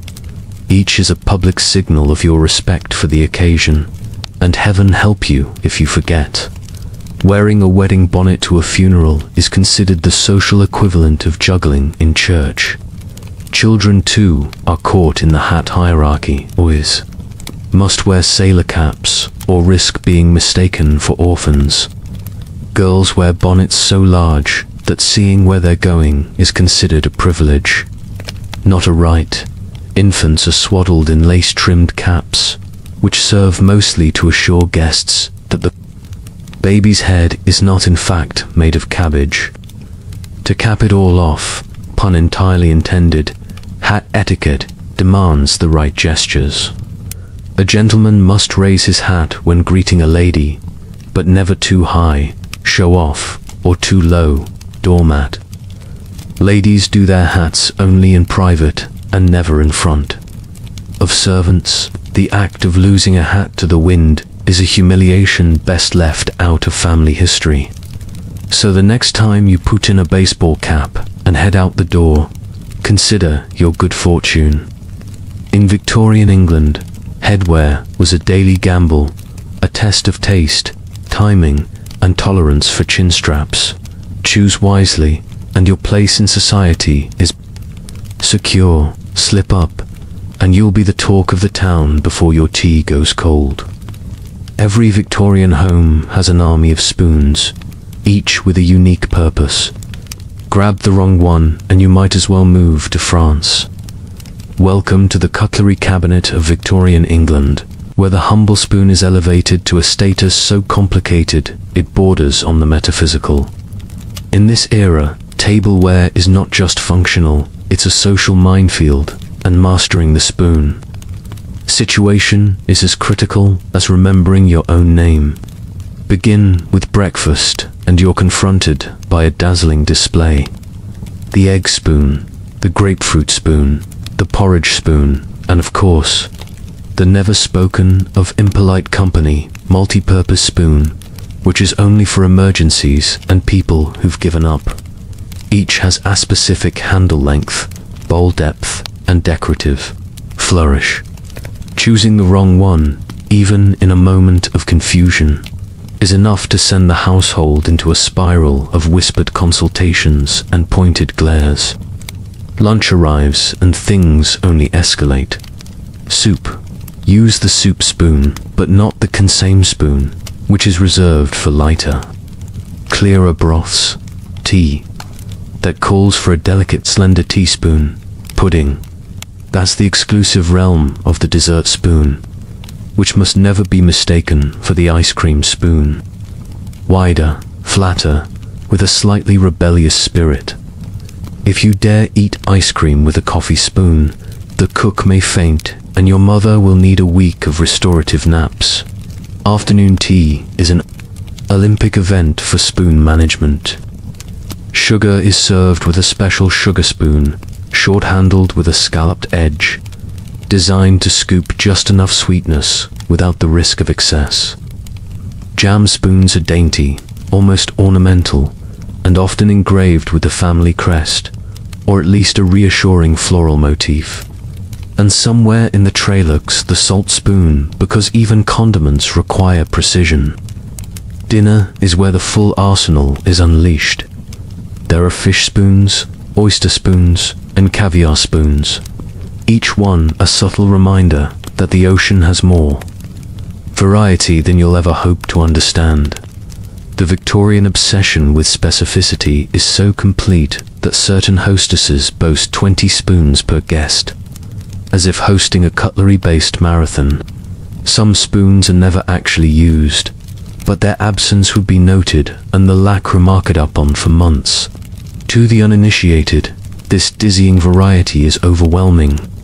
Guests frequently suffer spoon anxiety, the quiet panic that sets in when you realize everyone else seems to know the secret code.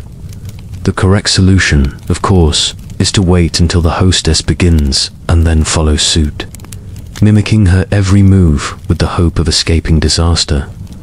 But beware, even the most seasoned guest can be tripped up by a surprise appearance of the bullion spoon, which legend has it was invented solely to test the nerves of the upper middle class.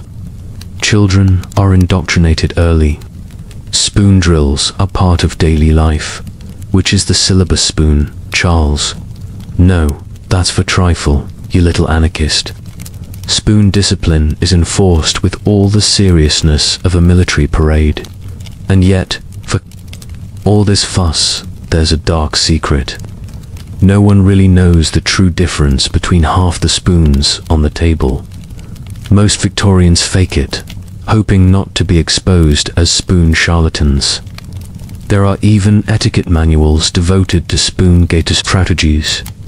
How to discreetly switch if you're caught out, and how to cast doubt on others without implicating yourself.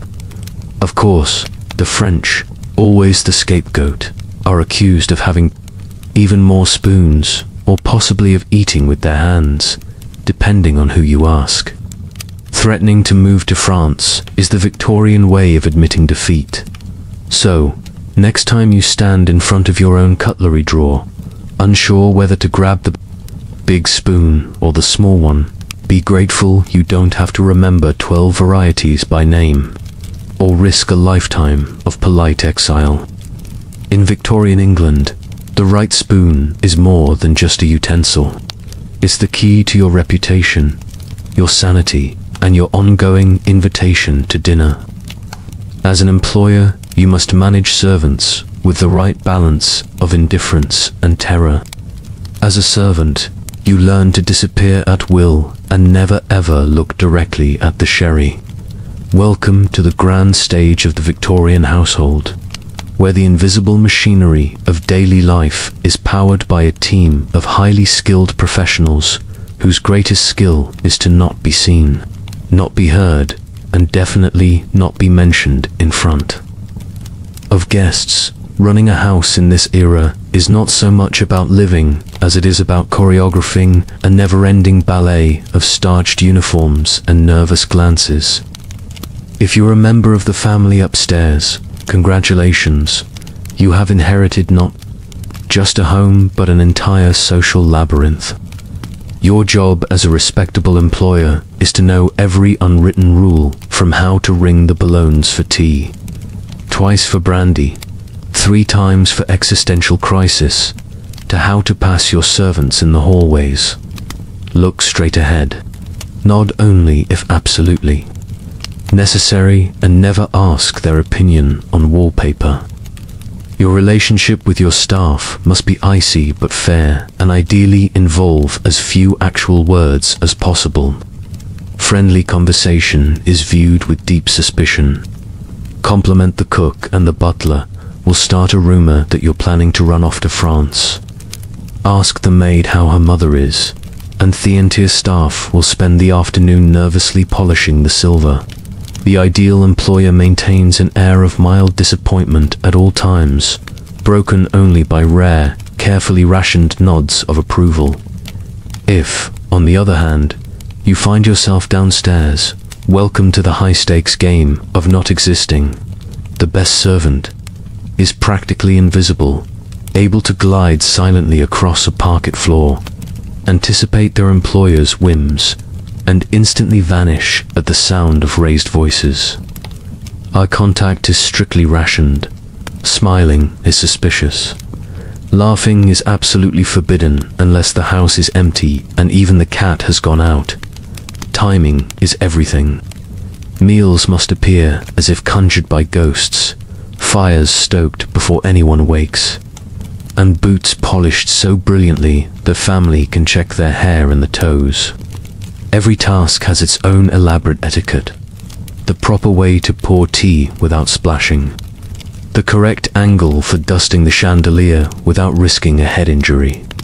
And the secret ancient art of avoiding the family dogwo has absolutely no respect for social hierarchy and will expose your hiding spot in an instant.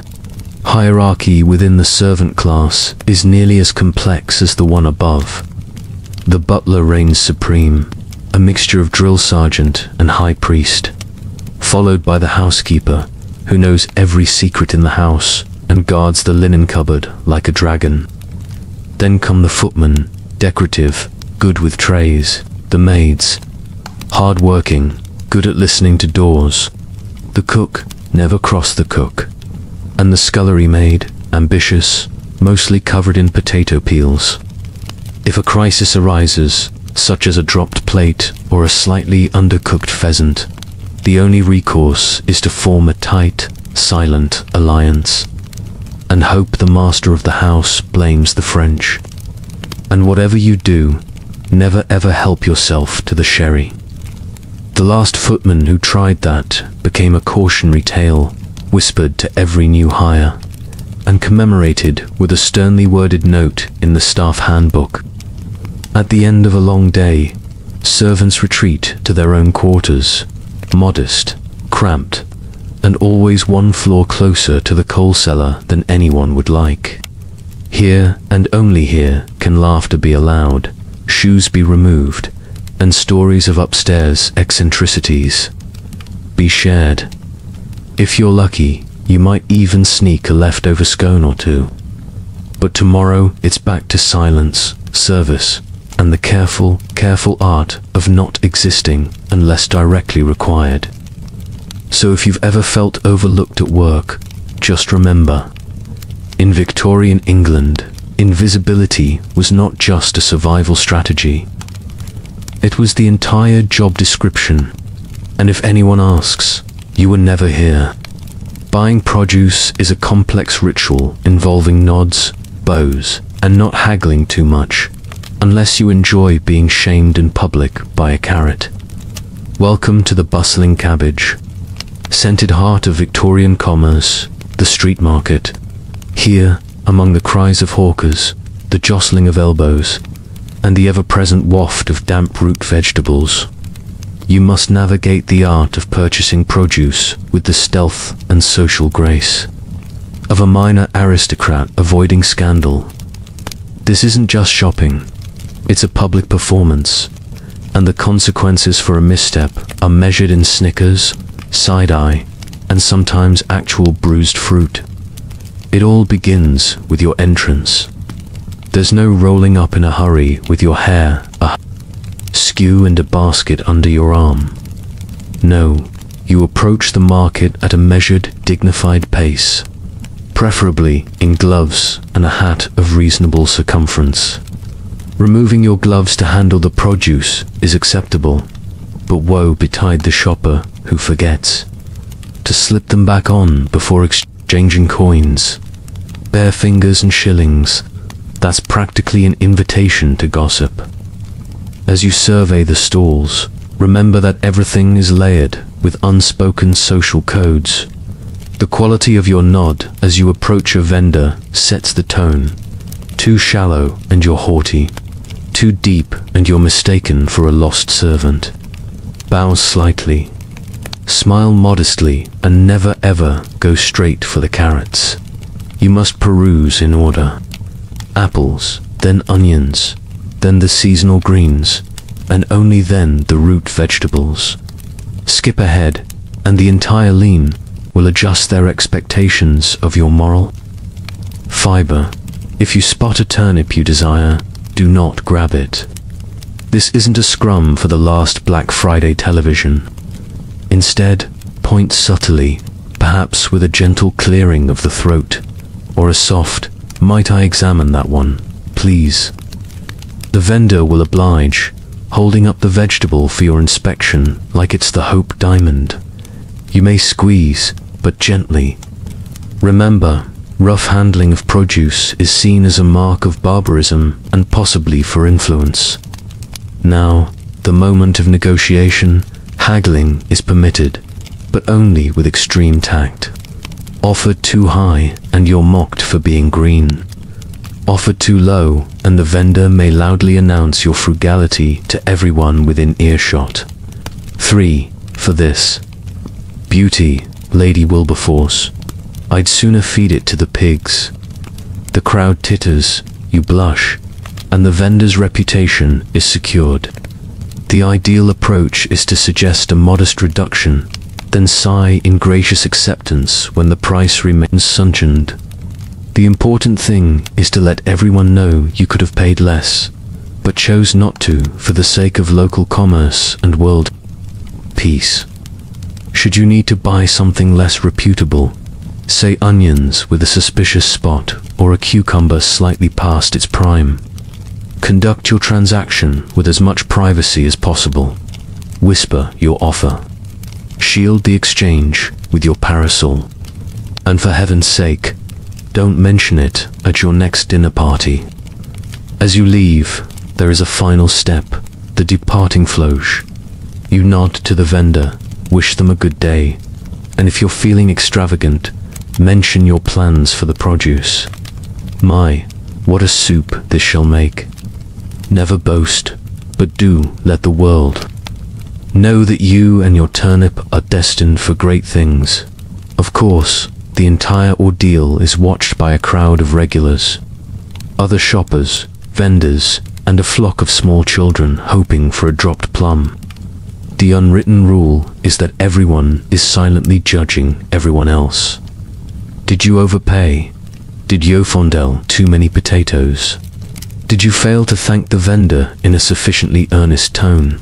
If so, expect to hear about it at church, in the bakery, and possibly from your own housekeeper. So, next time you pick up a plastic bag of carrots at the supermarket, spare a thought for your Victorian counterpart, navigating produce with poise, dignity, and the ever-present threat of being shamed in public by a particularly opinionated turnip. Shopping in this era was not for the faint of heart. Victorian gossip is a competitive blood sport, conducted with coded glances and the occasional poisoned compliment. Survival means never revealing you have feelings. Welcome to the most cutthroat event in Victorian society. Not fox hunting, not croquet, but the Olympic-level pastime of gossip. In this world of strict etiquette, tightly laced emotions, and muffled drawing rooms, the only way to let off steam and climb the social ladder is to become an expert in the fine art of information warfare. The stakes are high. Your reputation, your dinner invitations, and your chances of ever borrowing a decent lemon squeezer again depend on your performance. It all begins in the parlor after the men have retreated to the study for brandy and serious talk. The ladies gather over tepid tea, needlework in hand, eyes flicking back and forth like duelists seeking an opening. Nobody ever speaks directly. Instead, the weapons of choice are meaningful sighs, eyebrow acrobatics, and sentences that seem innocent until you realize you've just been verbally slapped with a lace glove. The rules of engagement are simple.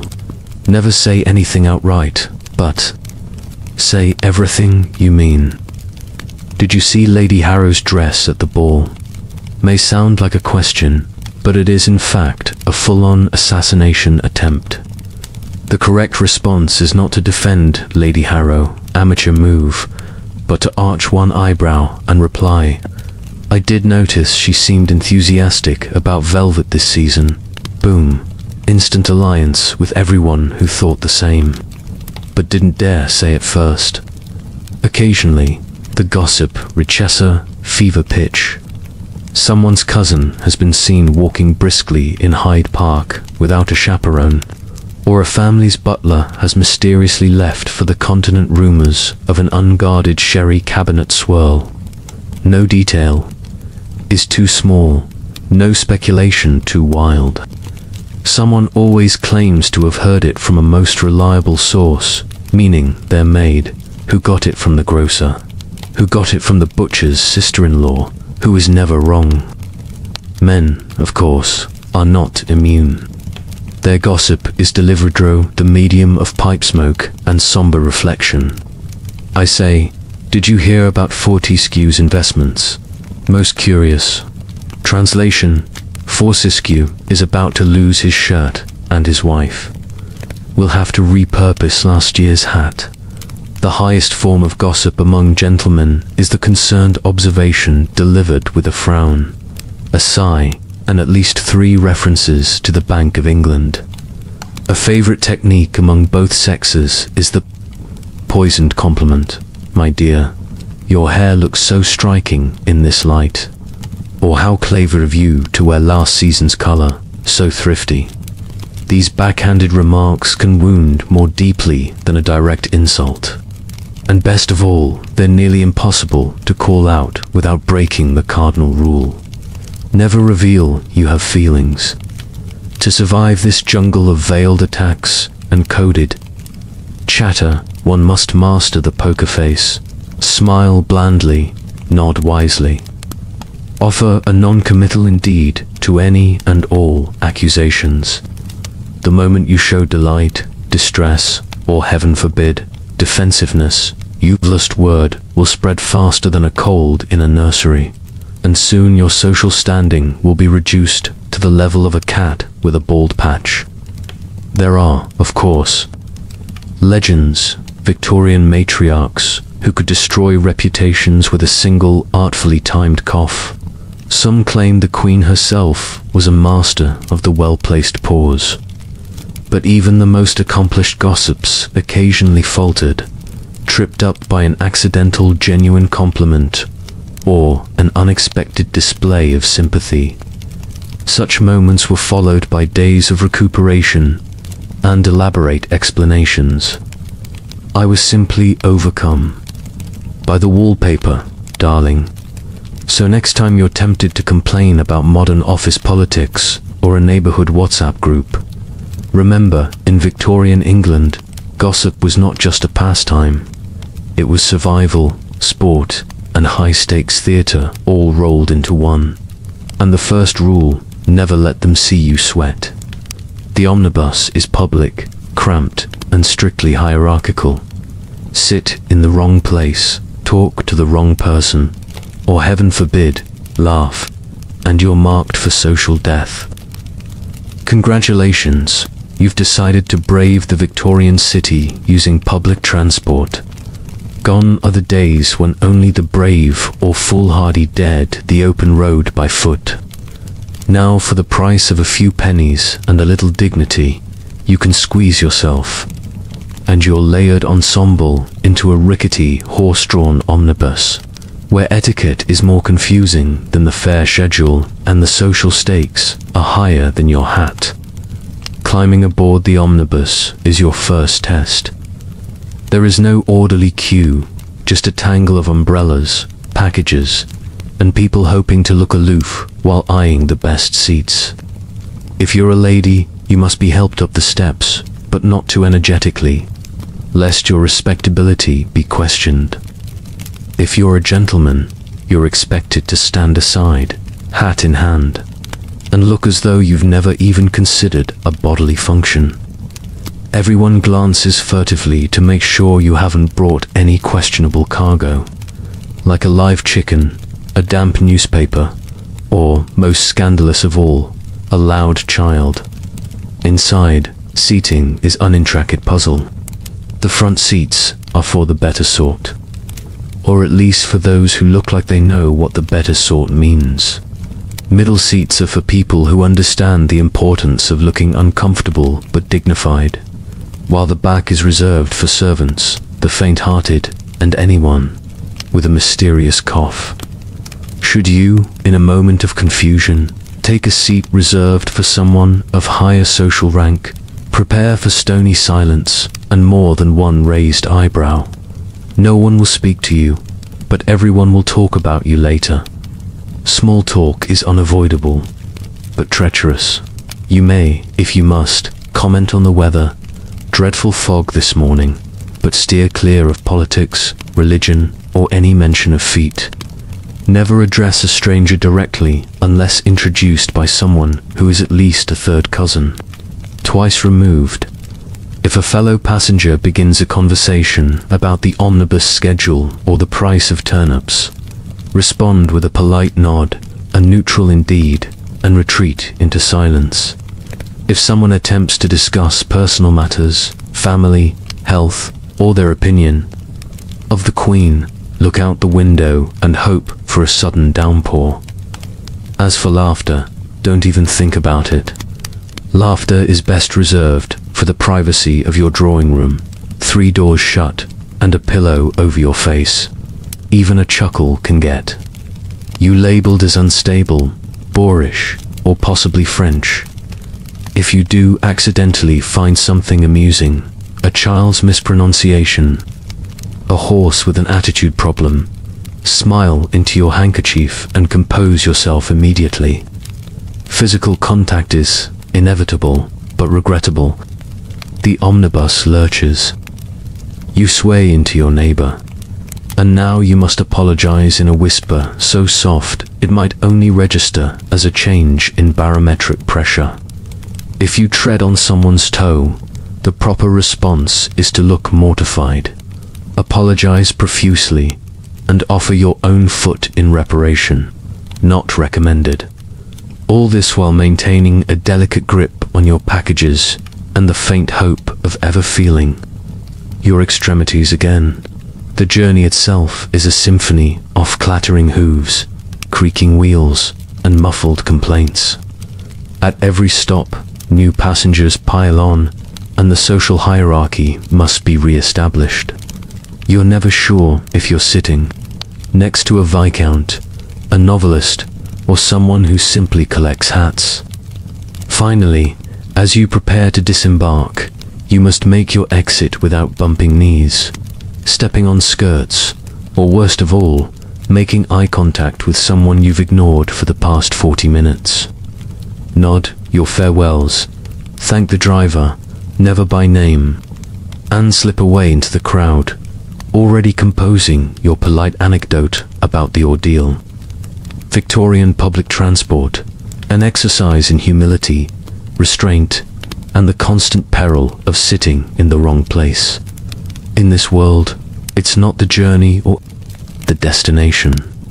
It's the etiquette minefield you barely survived in between.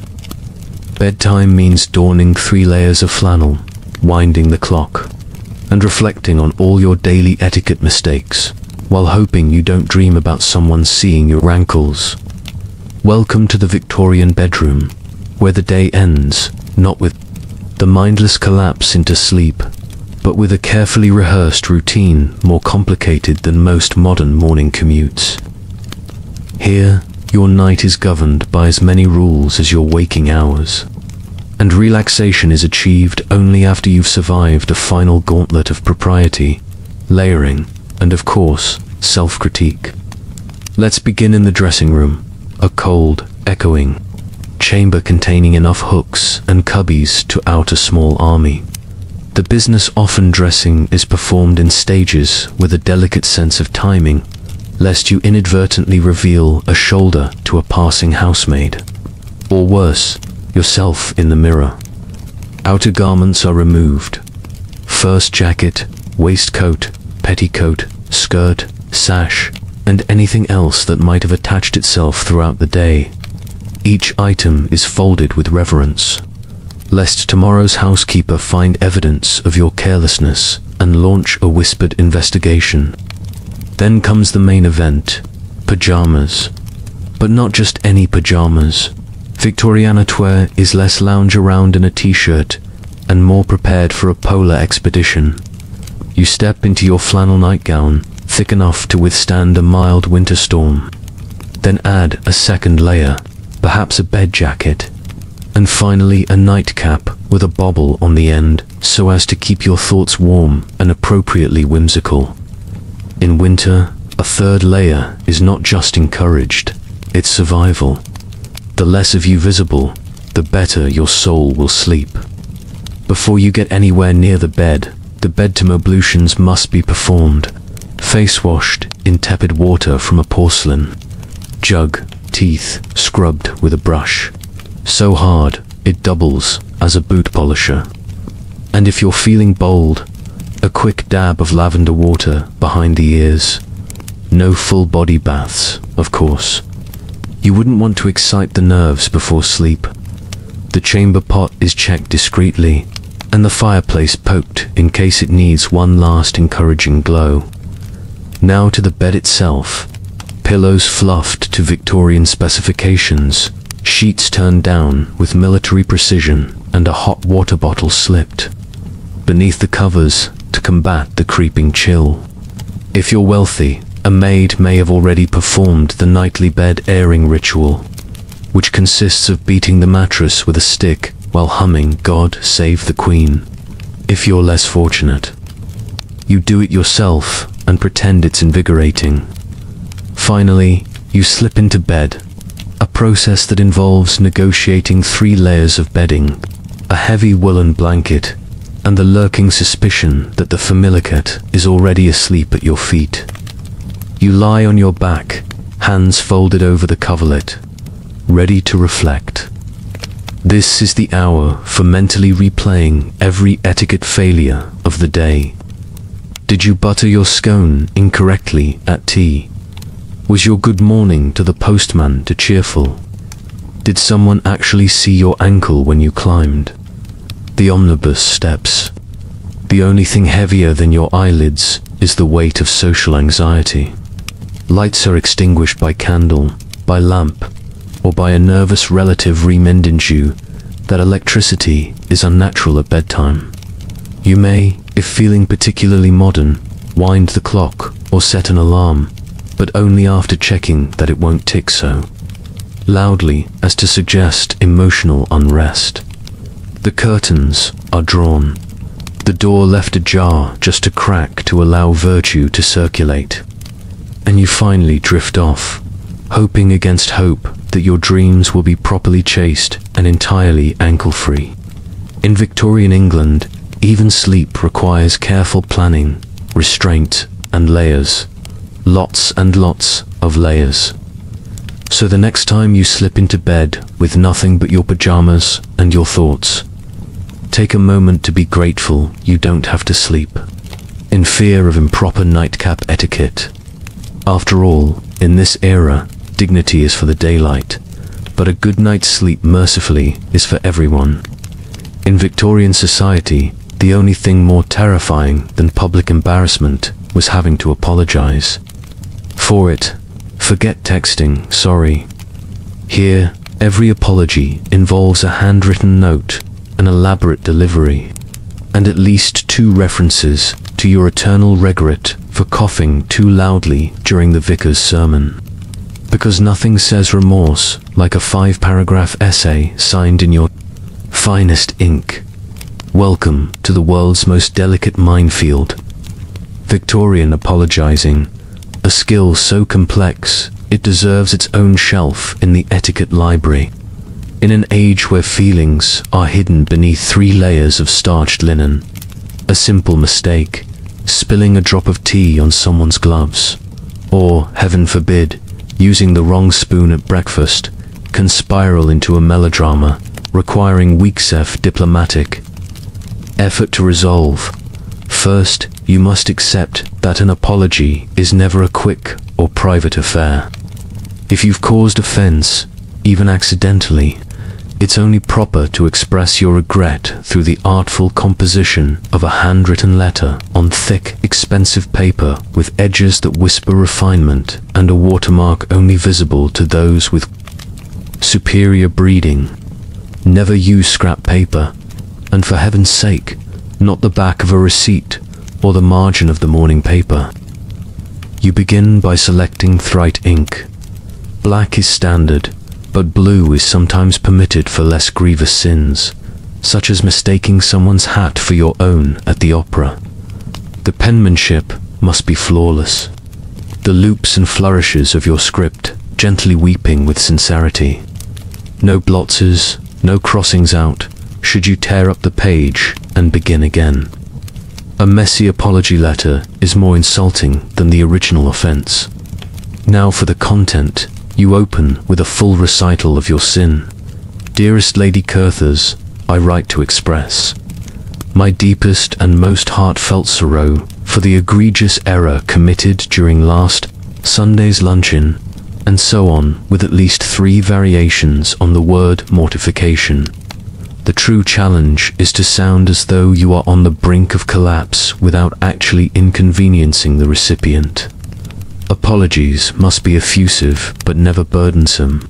Too short and you seem insincere. Too long and you risk a reputation for melodrama or worse, emotional volatility. Do not, under any circumstances, attempt to apologize in person unless the matter is truly dire. Verbal apologies are for the most intimate circles, or on occasion for when you have committed a social crime so grand, such as stepping on the Queen's train, that only a gravelling face-to-face confession will suffice. Even then, prepare a letter as backup. Delivery of the apology is another ballet. You cannot simply slip the note under a door. Ideally, your letter is presented on a silver tray by a trusted servant, yours, or, in a pinch, a well-trained child.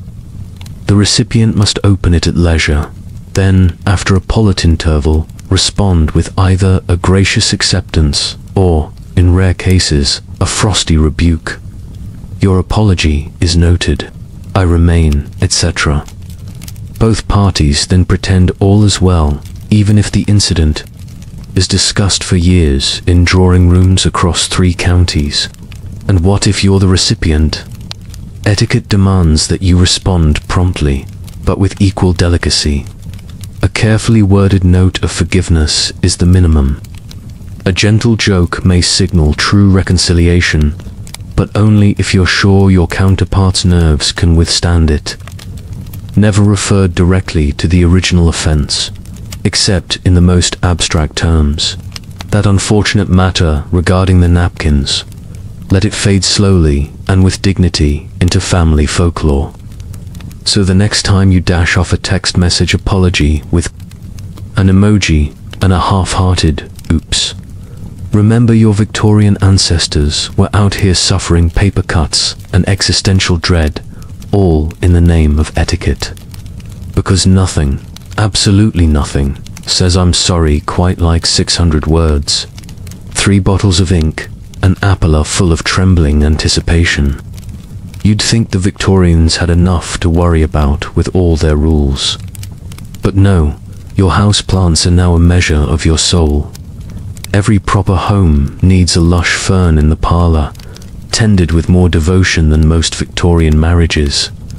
Wilting leaves, prepare to be judged, possibly disinherited, or at minimum disgusted in your absence over tepid tea. Welcome to the greenest branch of the Victorian social tree, the houseplant parade. In this era, potted ferns aren't just a bit of decorative greenery. They're badges of respectability, emblems of good breeding, and a public barometer of your emotional and financial stability. An empty windowsill is an empty life. A neglected aspidistra is an invitation to scandal. The Victorian houseplant craze started innocently enough. Explorers returned from distant lands with curious specimens, ferns from the tropics, palms from the colonies, and orchids so delicate they could collapse in shock at a harsh word. These botanical trophies soon became must-have accessories for anyone hoping to appear modern, sophisticated, and just a touch mysterious. Before you know it, London parlours began to resemble miniature jungles, every mantel crowded with greenery and every corner concealing a secret pot of maidenhair. Of course, owning plants wasn't simply a matter of taste.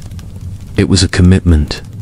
Victorians took their ferns as seriously as they took their family crests. There were plant stands, plant cages, and elaborate glass cases called Wardian cases, the Victorian answer to the terrarium, to display your most fragile treasures.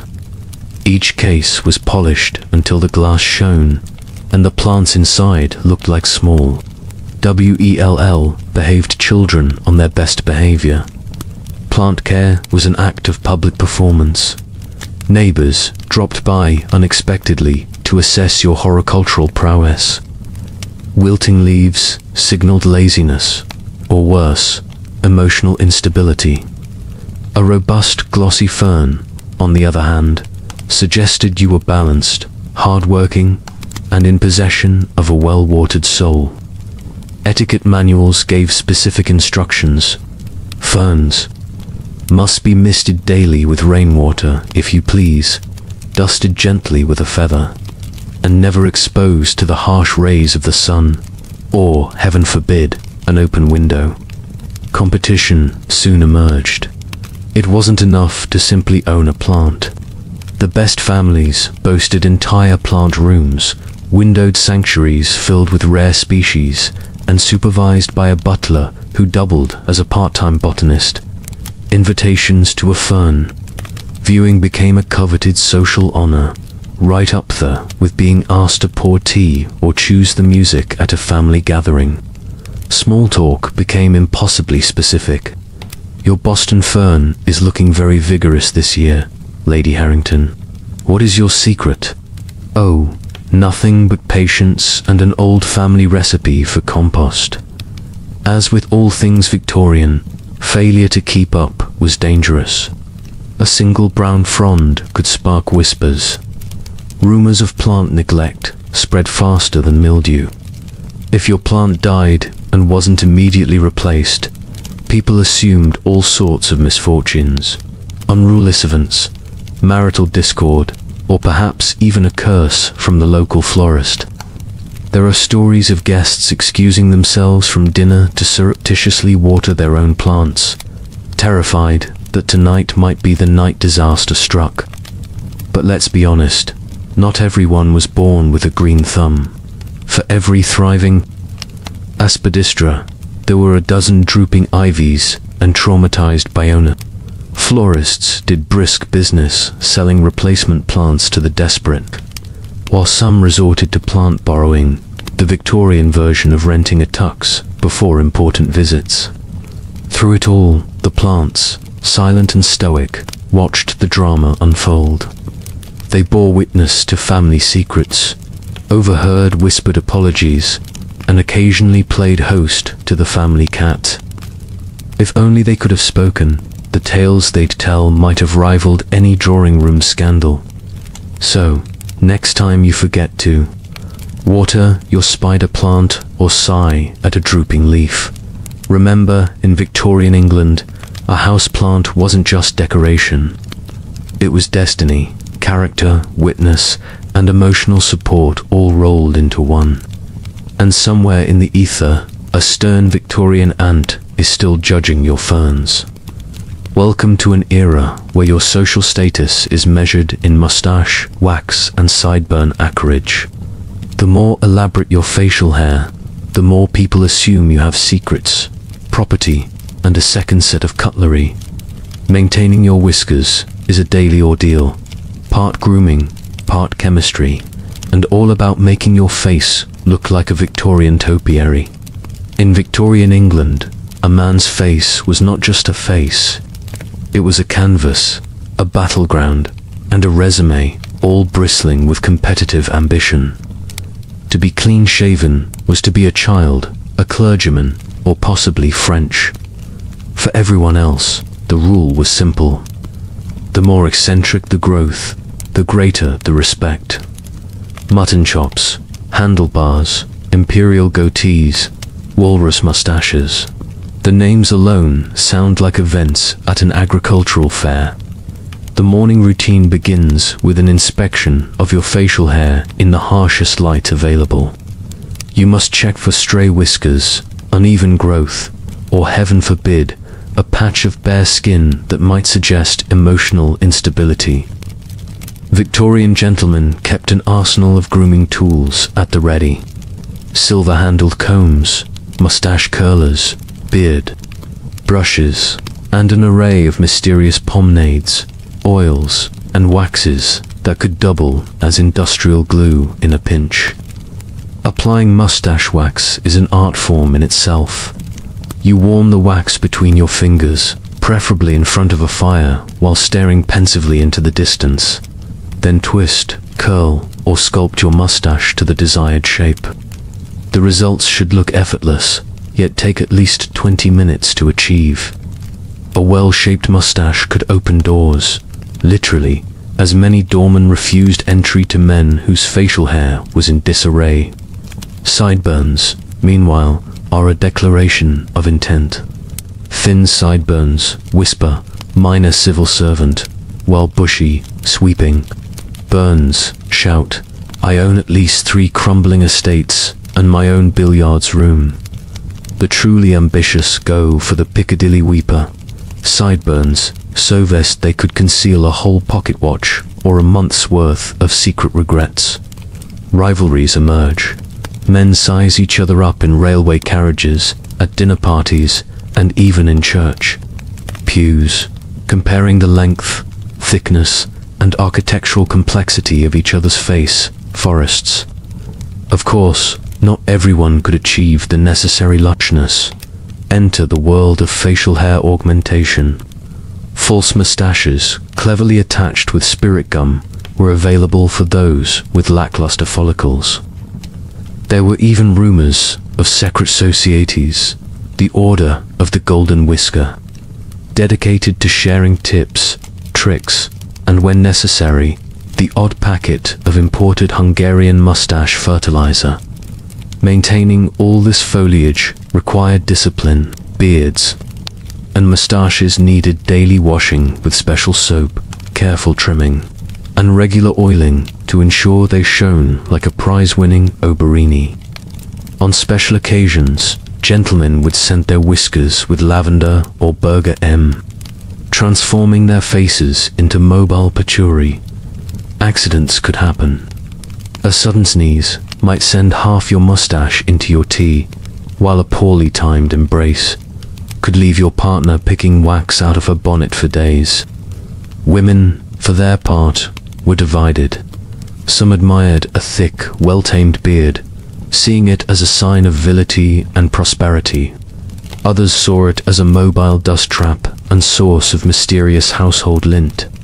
Children, meanwhile, lived in awe and mild terror of uncles whose facial hair threatened to escape at any moment. And naturally, facial hair was the subject of endless gossip. Did you see the state of Colonel Fotherington's sideburns at the picnic? I thought I heard birds nesting in them. The ultimate compliment was to have your mustache described as regal, your beard as majestic, or your sideburns as the talk of the county. So the next time you're trimming your beard in front of the bathroom mirror, remember, in Victorian England, facial hair was more than just hair. It was identity, status, and sometimes the only thing standing between you and social oblivion. Just don't forget the wax. If you're left-handed, Victorian England sees you as either cursed or in urgent need of retraining. Schools, etiquette manuals, and concerned relatives will do everything to fix your leftiness. Ideally, before you ruin the family reputation by buttering your bread backwards at tea. Congratulations, you've just been born with the wrong, dominant hand in an era so terrified of nonconformity that even the humble lefty was considered a medical, moral, and possibly supernatural crisis. From your very first crayon squiggle or accidental southpaw handshake, you're marked for a lifetime of gentle correction, intense scrutiny, and more wrist slaps than you'd find in an amateur fencing club. The warnings begin early. Nursemaid and nannies tutting in unison pry toys from your eager left hand and force them into your right. No, no dear, that's the devil's paw. They'll whisper with all the solemnity of a state funeral. Grandmothers will shake their heads and consult their prayer books, convinced that your sinister inclination will bring on misfortune, unladylike handwriting, and possibly a plague of frogs. School is a battleground. Teachers are armed with rulers, etiquette books, and a near-religious devotion to conformity. Should you dare to pick up your slate pencil with your left hand, the correction is swift and public. We write with the right, they chant, as if summoning the very spirit of Queen Victoria herself to oversee your penmanship. Desks are designed to make left-handed writing a physical impossibility. Inkwells are always on the right. Writing slants must follow the approved angle, and woe betide the student whose page looks like a storm-tossed sea of awkwardly curved letters. Meals are no better. Family dinners become nightly tests of dexterity and shame. Reaching for your fork with your left hand is met with gasps, aunts clutching their pearls, and uncles murmuring about the decline of manners. The proper sequence is drilled into you with military precision. Knife in right, fork in left, but only for cutting. Eating soup left-handed is said to invite bad luck, scandal, or at the very least, an unexpected visit from the vicar. Public events are treacherous ground. Dancing at a ball, left-handed leading, is considered so subversive that etiquette guides recommend gentle but persistent correction before your first waltz. Try to shake hands left-handed at church, and you may be on the receiving end of a discreet intervention, complete with pamphlets and prayers. Even sports offer little relief. cricket bats, croquet mallets, and archery bows are all manufactured for the proper hand, leaving you to muddle through as best you can with the silent admiration of every other oppressed lefty in the room. Etiquette manuals devote entire chapters to the problem of left-handedness. Remedies range from gentle discouragement to elaborate gadgets, designed to prevent you from ever so much as lifting a teacup with the wrong hand. Some families go so far as to tie the left hand behind a child's back, thebita, to encourage right-hinking ways. The advice is clear: left is wrong, right is right, and the family fortune depends on you not embarrassing everyone at the parish picnic by passing the salt the unnatural way. And yet, despite the best efforts of society, some stubborn souls persist. Whispered legends circulate of left-handed artists, writers, and even the occasional revolutionary who found ways to thrive in secret. Occasionally, a particularly daring child will doodle left-handed under the table, or a rebellious aunt will knit with her wrong hand, earning a place in the family's secret history of nonconformists. So, next time you sign your name with your left hand or butter your bread any way you please, remember, in Victorian England, left-handedness wasn't just a quirk. It was a scandal, a test of endurance, and a secret badge of quiet rebellion.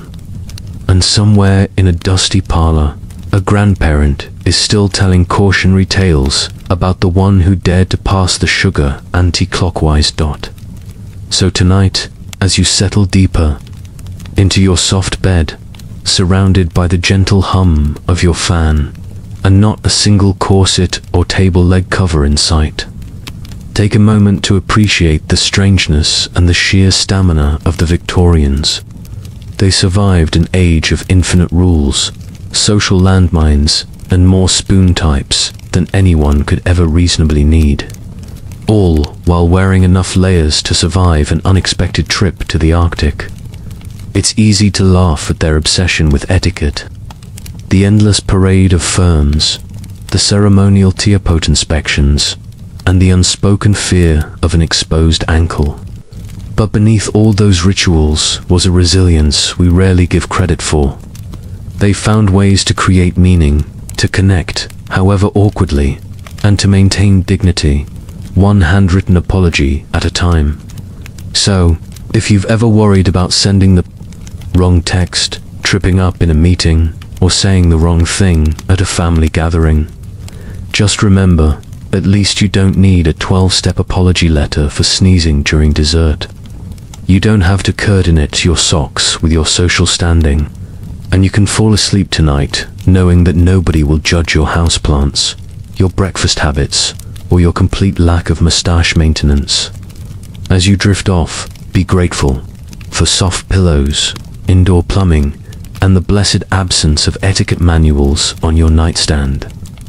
Whisper a quiet thank you to the ancestors who endured, improvised, and occasionally just ignored the rules entirely.